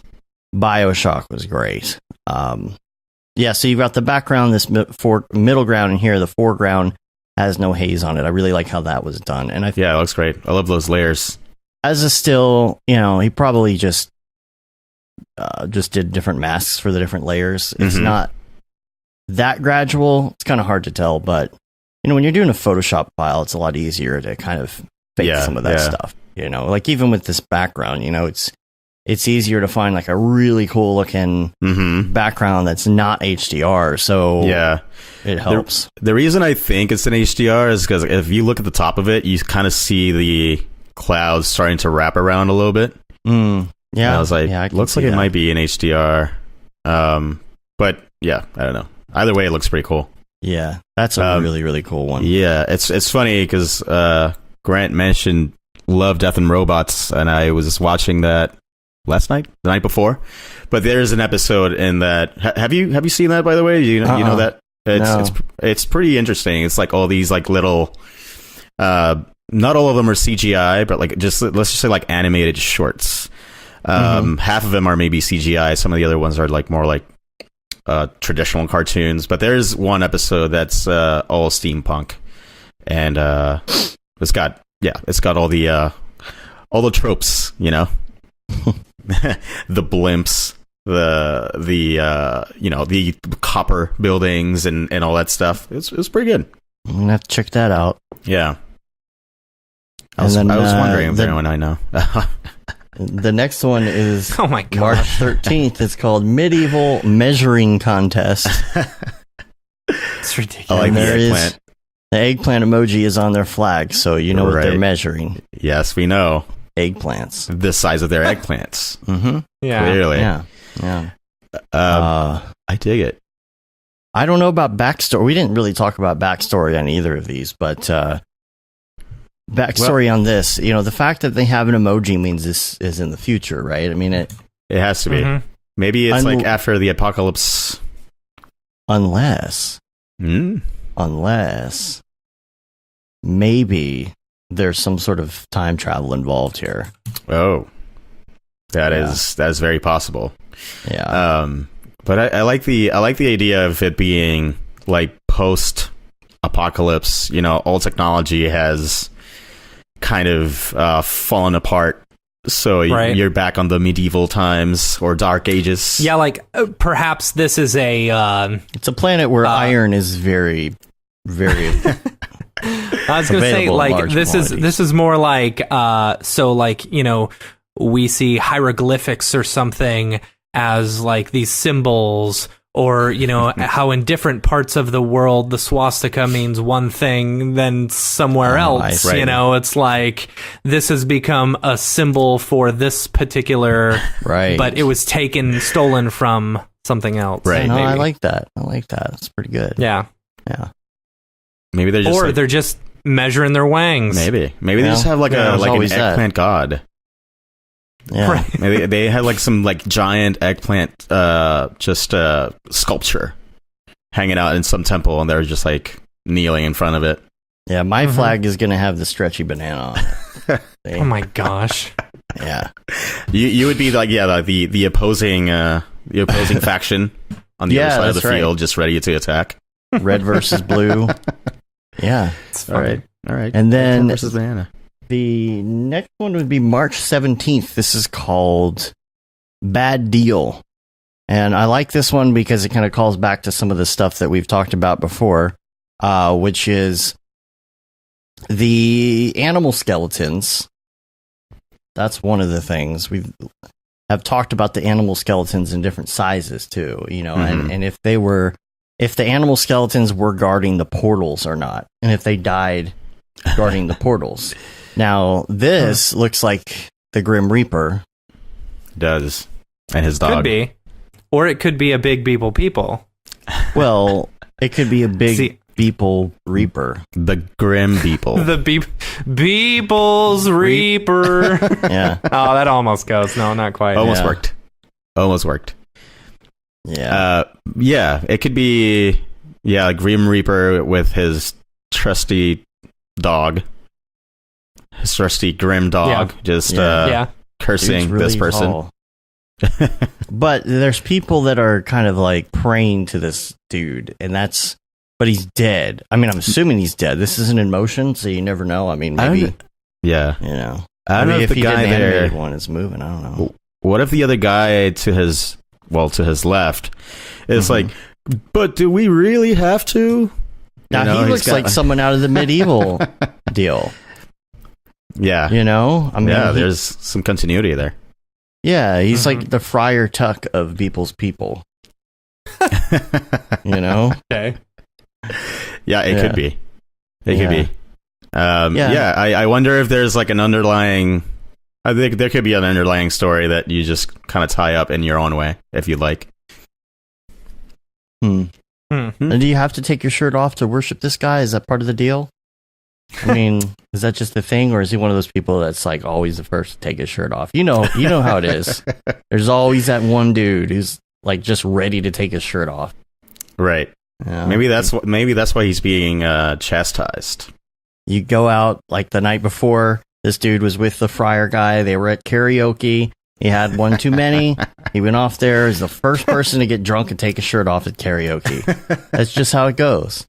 That is how it goes sometimes. Freaking Bill always taking his shirt off.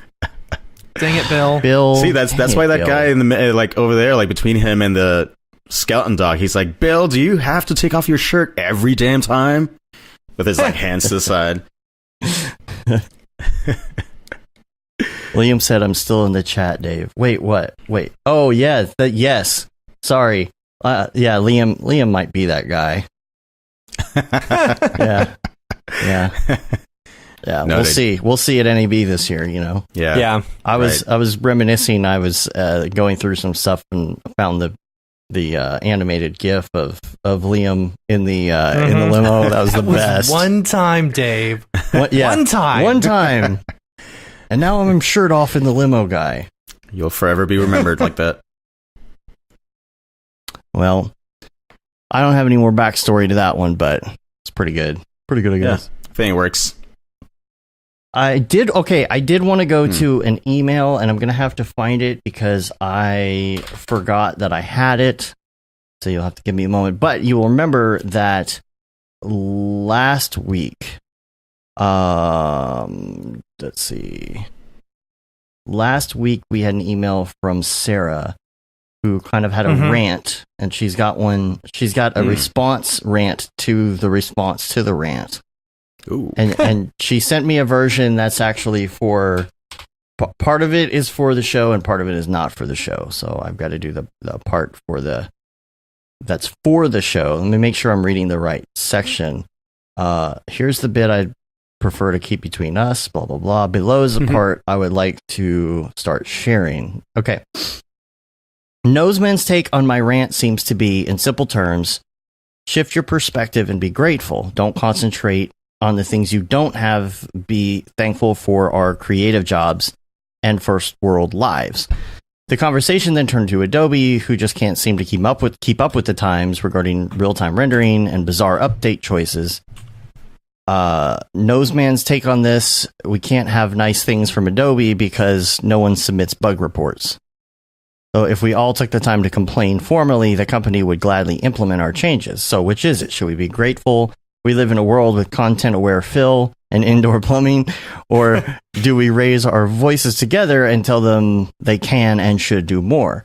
I don't want to be misconstrued. I am very grateful and acutely aware of my privilege as a white, able-bodied American female. I consider myself lucky to have found this industry, to have talents, opportunities, intelligence, and discipline to nurture all three.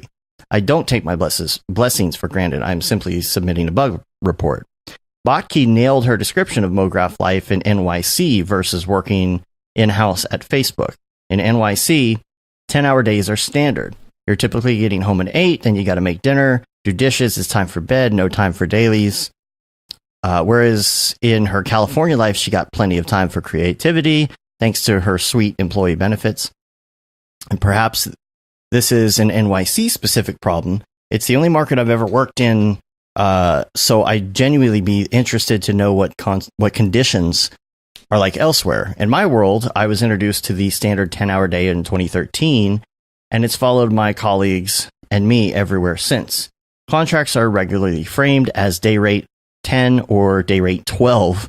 Here's how 10-hour a day math plays out in NYC. 24 hours in a day, 10 hours at the office, 3 hours commuting, crumbling infrastructure, high housing costs, 1 hour to prepare and eat dinner, 8 hours for sleep, equals 2 hours total for art, family, leisure, education, etc. If you get asked to put in a 12-hour day, those 2 hours are basically gone. So there are certain opportunities I've turned down, even though they would have benefited me creatively, because it meant forfeiting every other aspect of my life. Key questions. Why did the 10-hour a day standard? Why did the 10-hour day become standard? And is there anything we can do about it? And how is this standard affecting our industry? The argument that we should accept conditions as they are because we collectively live better lives than we did 80 years ago is bogus. 80 years ago, our industry did not exist and women were expected, practically forced, to be full-time homemakers. The 80-year comparison is so ridiculously long ago that it's irrelevant to the conversation at hand. The fact is, when talking about present-day working conditions, it's irrelevant how bad the slaves and pit fighters had it in Roman times. It's the 21st century in America, and we're backslipping from nice things we had in the 60s, 70s. And even Henry Ford assembly line era in some cases, where the 5-day work week, this is where the 5-day work week came from originally. This is cherry picking of a long time ago as reason to not hope for better. And it's a game you can play forever if your objective is to not ruffle any feathers and maintain status quo. People want better lives. It's not impossible for them to have them, but we have to speak up first. The only way progress is made is by people expecting more and working hard for the benefit of the greater good. Would we have GPU rendering if people felt we were lucky to have standard render? Hell no. Somebody thought real-time rendering was possible, and thank goodness they did, because it's amazing. A sense of gratitude is what we should feel when we stop to catch up our breath and look at what we've accomplished. Gratitude is not a reason to accept and ignore problems that affect our daily lives. I'm submitting a bug report, and that bug is the standard 10-hour day, which may or may not be unique to New York City /NRANT. So this is great because you're in New York City, and you can kind of give us an idea of that whole thing. So what is your typical workday in New York City? I mean, she's not off. Like, I feel like at least whenever I do a studio gig, and as I mentioned, I mean, in a year maybe I'll do like 2 or 3. But yeah, it would be typically like, let's say like 10 hours. The commute maybe for me was, let's say like an hour and a half total, right? Like 45 minutes each way. You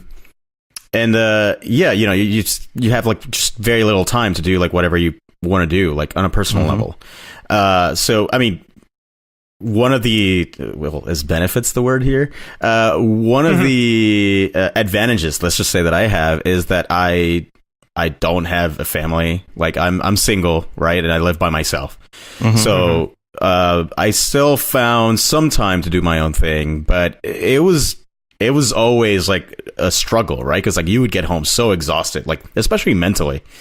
But the mental exhaustion turns into physical exhaustion, right? So, you get home and you're like, well, I still have maybe a couple hours to do this or that, but you just get home and you're just like, ugh, you don't want to do anything. You eat, which automatically makes you tired. You sit on the couch. Yeah, I'll get up in a second, and then like an hour later, you're like, ugh, I'm just gonna go to bed. So it does take like a big toll on you.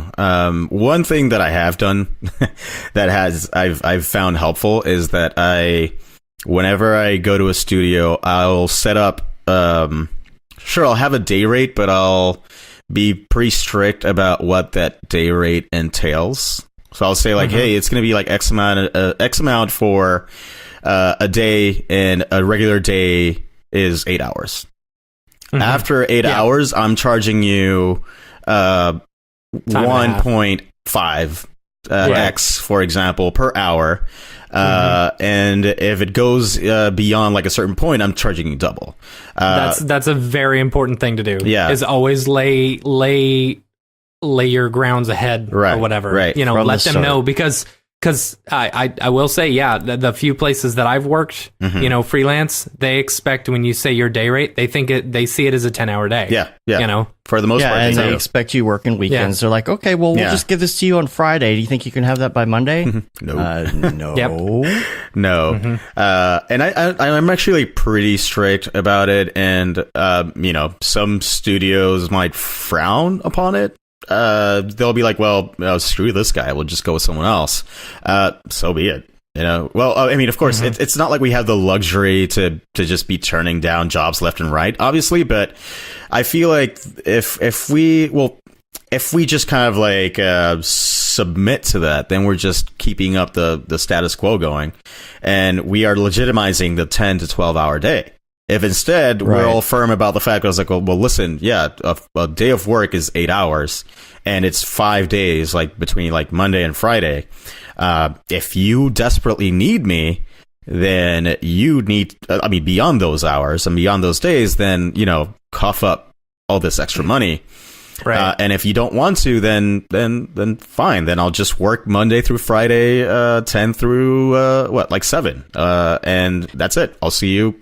And that's the hard Monday. part, right? There's a lot of people in this industry that are just starting out who, if somebody came to them with something that was decent, they would be like, oh, of course I'm going to work over the weekend on that because, you know, I got to put it on the reel and I really want to have this person listed as a client and they're going to do it for cheaper and they're going to work the weekends. And that's kind of the dilemma that happens, right? Because so many people do that, then everybody's like, well, that's how it usually is, right? I mean, I got all these other people that are working for me for half price and they're working over the weekend. Yeah. So why won't you do that? Yeah. I think that's so irritating. You got to know your own worth. Yeah. Well, you know? but what I'm saying is that's what it does to the industry is pretty harmful because of that. And how do you tell a new because no new person starting out in the industry that doesn't have a gig that has someone come to them with a possible gig to work over the weekend, they're not going to say no, you know? Yeah. So how do you protect against that from it really messing up everybody in the industry? Or how do you get that point across to somebody who is quote unquote like a starving artist who really needs that work, but they're kind of ruining the expectations for everybody? Like, what's the solution to that? I mean, I don't know. I'm just putting it out there. I don't know. I mean, I feel like it's going to be common in every industry, right? Like someone who's just getting started, someone who needs to work. Then I mean, of course they're going to take it. I mean, even I myself, like earlier on, I was. It's not like I've been in the industry forever. I've been like doing this for like 3 years, but I mean, even at first, I would be like, yeah, sure, of course, I'll do this for you, and you know, not have like any set hours and just work like 1,000 hours a week, because of course, you're like hungry to get that work. But I understand what $150 day rate. Okay, yes, yes, of course, please. So I get how. Let's say this person's your friend. Let's say this person's your friend, right? Right. Because it's not, this isn't meant to be like in a dickish sort of like high horse sort of way. This is just talking about it in a way that like, how does everybody protect each other? You know? So let's say this is your friend and they just got started in motion graphics. Okay. They are pretty new, but they've gotten off to a pretty good start. They're doing a good job. You can see that they're learning a lot and they're really going somewhere, but they're your friend. And then you're talking to them about a potential job that's come up from somebody. And they're like, well, the only thing is they want me to work over the weekends and they want to pay me less than my regular rate, let alone weekend rate. What do you tell that person? Well, it's funny because I've had that. I've had friends who have gotten into the I guess like the field more recently. And maybe friends that I've even like referred, like for example, like a gig that I can't do, And I'm like, hey, I can't do it, but I have someone who I think will be like really good for you. And I'll tell, like, even before I refer that friend, I'll tell them like, hey, look, here's the deal. Here's this company. There's the studio. They are looking for help.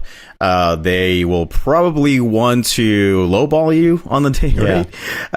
They will probably want you to work super long hours and work over the weekend and all this stuff. I told them, like, look, if I were you, I would stay firm and be like, look, I'm always this is my rate. These are my hours. These are my days.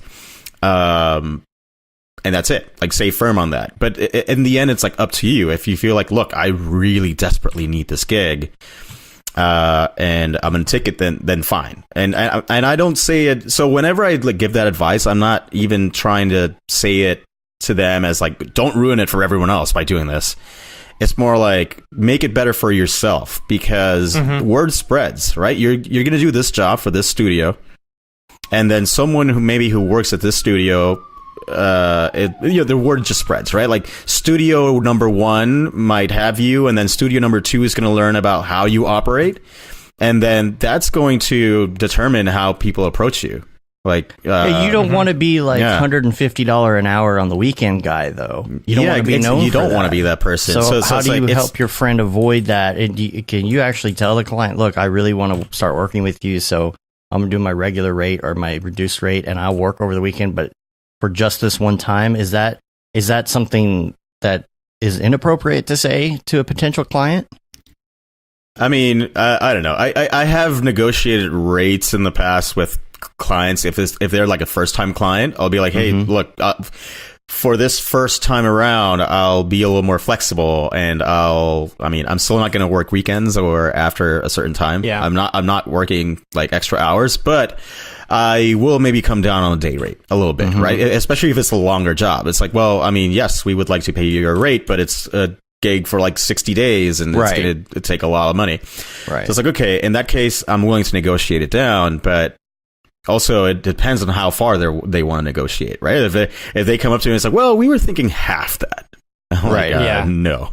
Yeah. And maybe other things too that you can work in, like I guess, I don't know. Yeah, for sure. It's always just like a really kind of like thin line, and you're trying to balance it between like, sure, I want to stand my ground and I want to get paid for my time properly, but yeah, if you're hurting for work, then it's going to be tough to just kind of like stay firm on that. So, and it's all a result of the industry, right? So, I foresee that it's going to be a long time before things change for the better. Yeah. If anything, they might get worse. We'll see, right? Like, I think like a friend of mine was talking about like, what was it, like Fiverr or whatever? Yeah, Fiverr's the worst. And like, things like that. It's like, well, they're basically advertising like people that'll do like something for you for like pennies. And you're like, well, hell, how can I compete with that, right? You get what you pay for. I'm not too worried about but that. also that, right? Also that. This is what I also tell people. It's like, look, I mean, if you're coming to me, you could have easily gone to like, I don't know, I'm not going to say Fiverr again, but you could have gone like anywhere and like gotten anyone. So why are you coming to me? If you're coming to me, it's because like you want something specific that I can do for you, and this is what it's going to cost, right? And these are my terms, so to speak, right? Like these are the days that I'm going to work. These are the hours I'm going to work. Hopefully we all agree on that. And if not, then it's on me to make a decision. It's like, yeah, can I afford to just be like, well, I mean, not literally tell them like in their face, like, screw you guys, but like like internally be like, well, yeah, screw this job. I'm just going to move on and take the next one. Or do I have to be like, well, I should probably still take it. Maybe try and meet them halfway somewhere. Yeah. But it's tough. So I totally get it. I totally understand the rant. it's very valid. Yeah. Yep. I know Matt has a hard out here pretty soon, so before we go, I gotta prep for some meetings and go pick up my kids. So I would like to be prepared for the meetings. Of course. Before we go, I'd like to do Brograph recommends, and we'll just quickly go down this list. Cool. I don't know if you've had time to look at it ahead of time or not, but we'll start out with favorite movie. Always a tough one. I would say it's between The Fifth Element. Stargate was always one of my favorites. Always been into that like desert wave stuff. And I guess this is like a wild card for me, but as a kid, I always loved Point Break, the original. Okay. Cool. Yes. I was a fan of that. I once like some like magazine once did like a quote unquote review of my work, and they said it's like a mix between Stargate and Point Break. And I was like, oh man, that's so flattering. I can't believe you guys did that. That's funny. So thank you. And what about your favorite music? Stuff you listen to while you're working too. It's a mix, honestly. There's a lot of like kind of like Y2K era music that I enjoy. Yeah. Especially the electronic music of that time. Sometimes video. Some of it. I back then I was listening to more like Prodigy, Stroke 9. Yeah. Like Fluke, Eve 6. Eve 6. Yes. Sixpence None the Richer. Yeah. Yeah, but like mostly just electronic music from that era, and or rap, like hip hop, either like 90s hip hop, like early 2000s hip hop, or some of the current hip hop. Yeah, that's it. Black Balloon. Black Balloon. Who did that song? I can't remember. I don't know. Can't remember right now. Yeah, I gotta look it up now. It's bugging me. What about TV show? TV show. So The Wire is always like all time. Okay. But there's a bunch though. Like The Wire, Twin Peaks was always great. I don't know if like whenever I mentioned Peep Show was also great, but not a lot of people know that one. It was like a British show with these two guys like Mitchell and Webb. They also had like a sketch comedy thing. It was really good. It was also from like the early 2000s. Goo Goo Dolls, that's who it was. Goo Goo Dolls. Yeah. Yes, my favorites, obviously. Yeah. So those are the ones. I mean, I mentioned like that Love, Death and Robots show is pretty cool. And there's actually like this new Formula One show on Netflix that I've like been so hooked on. I don't know why. It's really called like Formula One something. But it's been surprisingly addictive, and I'll be like hooked on that for sure. But all times, definitely The Wire, like hands down. Yeah. What about podcasts? Of course, this one. But to be honest, I interview don't... over. Yeah. Sorry. Done. Bye. It's funny. I don't listen to a lot of podcasts, but recently a friend turned me on to two of them that I liked. One of them is called My Favorite Murder. It's like a true crime kind of like murdery type thing. They usually go like on each show they go through like some different story about some murder somewhere, and the hosts are pretty funny. So there's that, and also another one called like How Did This Get Made? Which it's got like I think Paul I've heard of that. Paul Scheer, Jason Mantzoukas, and they usually like rotate through like a third host, and they just go around like making fun of like really bad movies. Yeah. And that was like really fun. Kind of like the Flophouse, or I think similar to that. Similar vibe for sure. Okay. Yeah. And plugin. This is a no-brainer. Redshift, number one. Right. Cool. And also X Particles. I think those two are like my main ones. I use those like 99% of the time for anything. So, and what doesn't have X particles, you add X particles. Exactly. Right. It doesn't require it, but I'm still going to throw it in. Yes. Every project looks like a nail because I have my X Particles hammer. What about your headphones? Oh, that these you're ones. wearing. Yeah. These are Biodynamic DT770. They are my favorite. Like I've had this specific pair, the ones that I'm wearing right now, for 10 years, and they're still working perfectly. Wow. And also they sound good. They wow. Oh my God. They sound really good. Like they're really balanced. Like there's not too much bass. There's not too much like of the highs. So I can have them on for hours. And also like the ear cups are pretty big. Which, like, for someone like me, I have like giant ears. Like, well, maybe you can tell from this, but my ears are pretty big. And most headphones, I'll put them on, and I feel like they're just like squishing my ears into my head, and like they're really uncomfortable. These are the first headphones that I've had that don't do that. That I can have on. They're like really comfortable. They're great. Yeah, they look really comfortable. They're very comfortable. The one thing is they're pretty high impedance. I forget. Impedance. Impotence? I'm pretty sure it's not impedance. Impedance? Go back and pray to your eggplant lord. No, but they're pretty high impedance, which means that they're kind of on the quiet side, but I don't think that's necessarily a bad thing, especially if I'm at home. It can be more of a problem if I'm like on a train or in a plane. Because then they don't get or an automobile. Yeah, planes, trains, automobiles, Sorry. or a boat. They don't get too loud. So even when you crank up the volume all the way up on your phone, for example, you can still hear like a bunch of noise outside. So mostly for home use, they're good. Yeah, I actually like being able to. That's why I don't wear my Bose on the show. I like to be able to hear what's going on around. So if the lawnmower guy's out and about, then I kind of know it's coming, so I can mute myself or something when I'm doing a show. But David Ariev got the Quiet Comfort 35 twos this weekend for his birthday. So happy birthday, Octane Jesus. Oh, happy birthday.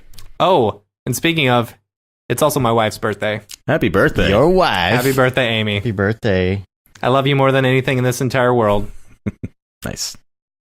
You had to say that, right? I didn't have to. You had to say it on the show for the absolutely. She listens to the show. Yeah, it's a little Easter egg for her. Very nice. Very nice. What about your favorite website, Chrome extension, or app? One of those. Website. I am so boring at that. I'm going to say I spent most of my time on Google image search. Oh, okay. Frankly, I'm always just like searching for an image for something, whether it's for like a mood board type thing or for anything else. But most of my internet time is GIS. You got to put that extra Chrome extension in there for that too, because you can't save anymore. Whatever they did to it. Yes, easy absolutely. Fix. Yeah. What about Lifehack? Lifehack. Well, I have a couple.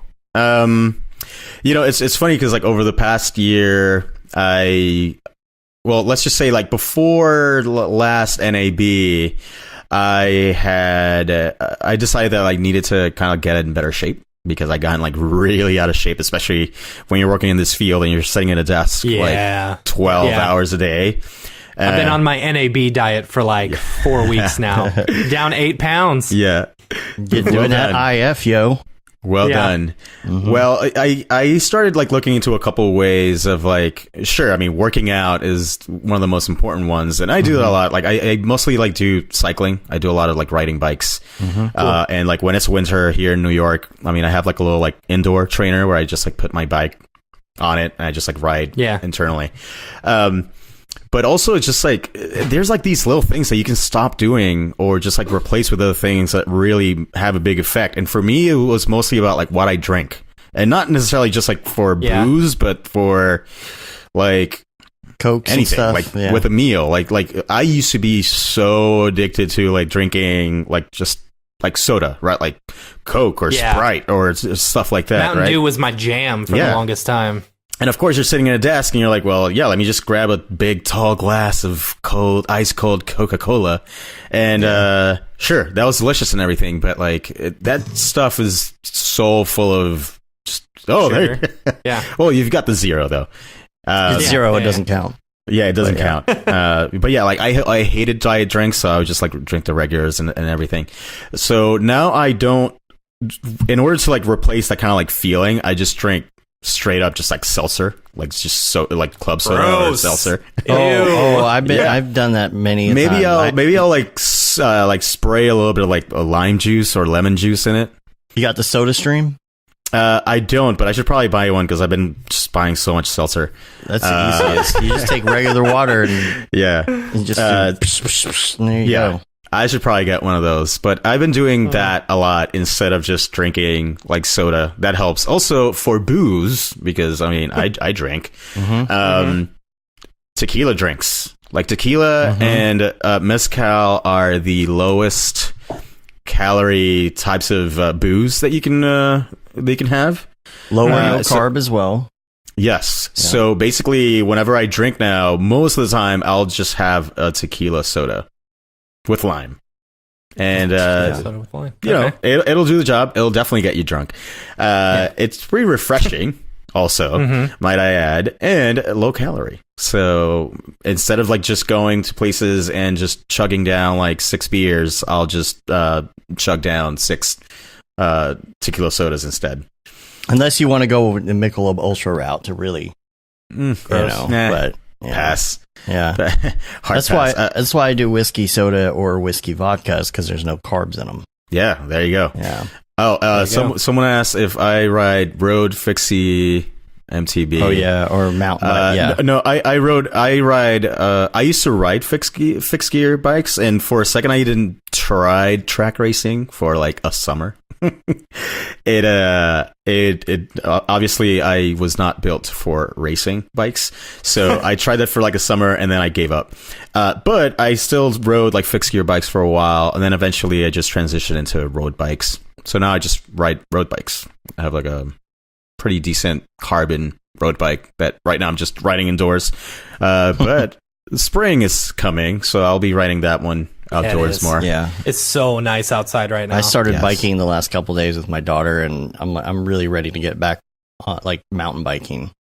So right, yeah, it's nice. It's nice to get out there and like do your bike rides. It's funny because I was watching the show that I like called High Maintenance, and the latest episode, which came out last night, the guy, literally that's his name, he's just like riding his bike all over, and he's just kind of like taking in the sights of the city and everything. It's like the middle of summer. It's nice to get out there and like ride a bike, and especially when the weather's nice. So I am looking forward to that for sure. You got to keep it up too, because the first time you go back out, you hurt your butt.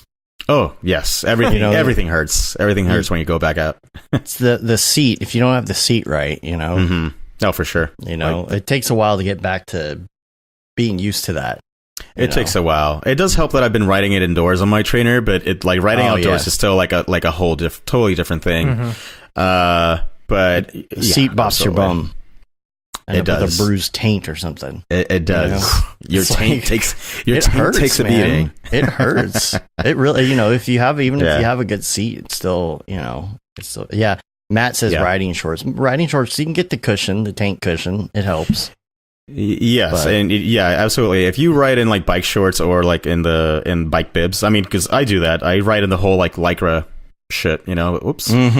But I do like the whole Lycra thing with like the padded shorts and all that stuff, and that definitely helps.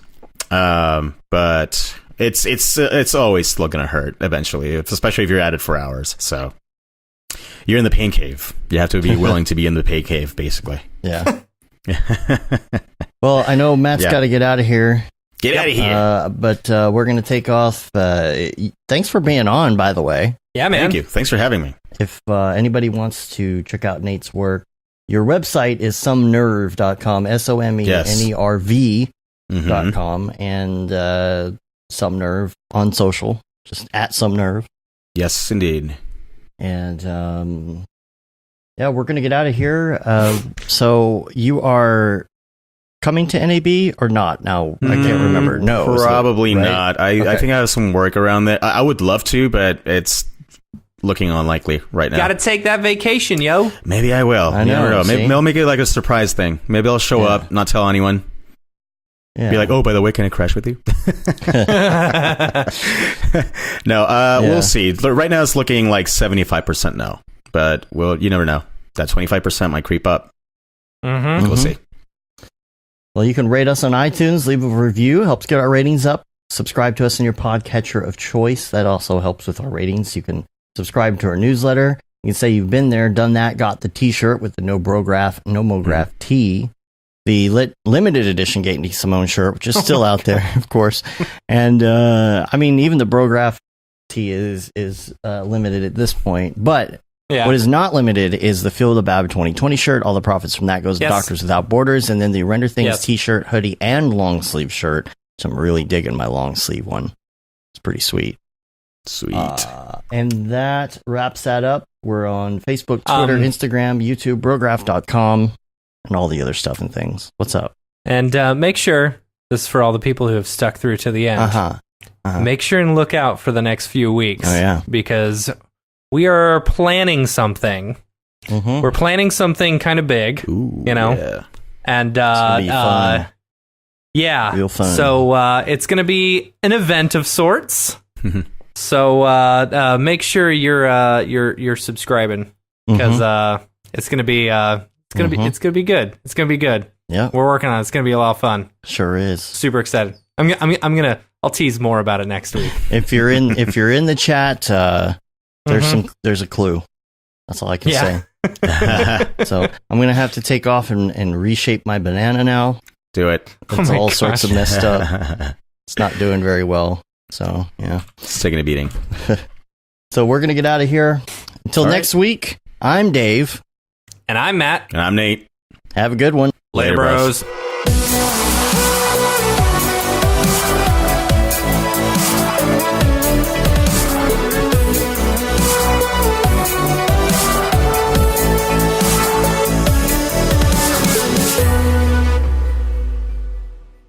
It's pretty good, I guess.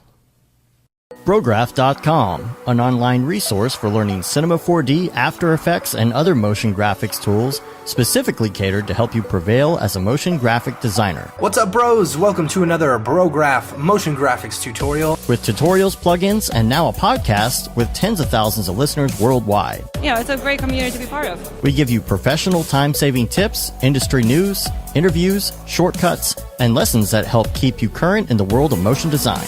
Go into HDR Studio, take the render settings, pick the HDR, put in reflection, and gorgeous. I love projects that scare me. When our art director comes to us and asks for something that I had never done before, man, it gets me pumped.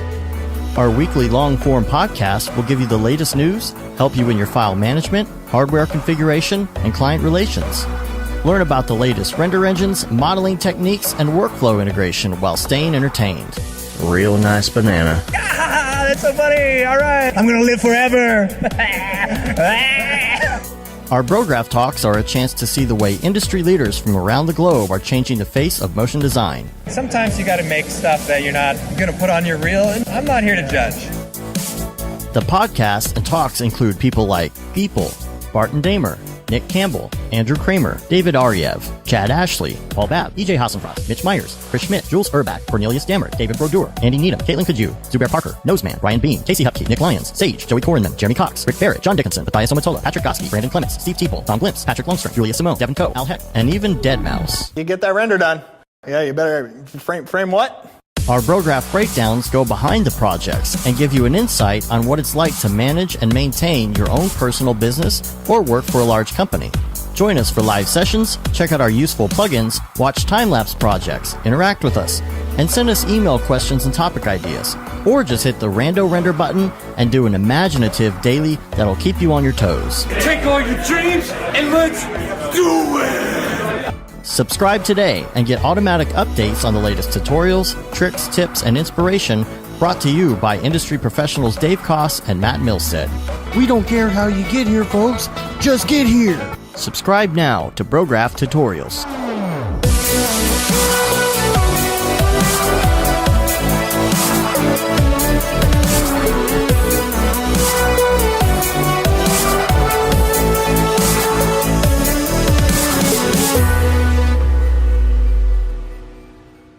It's pretty good, I guess.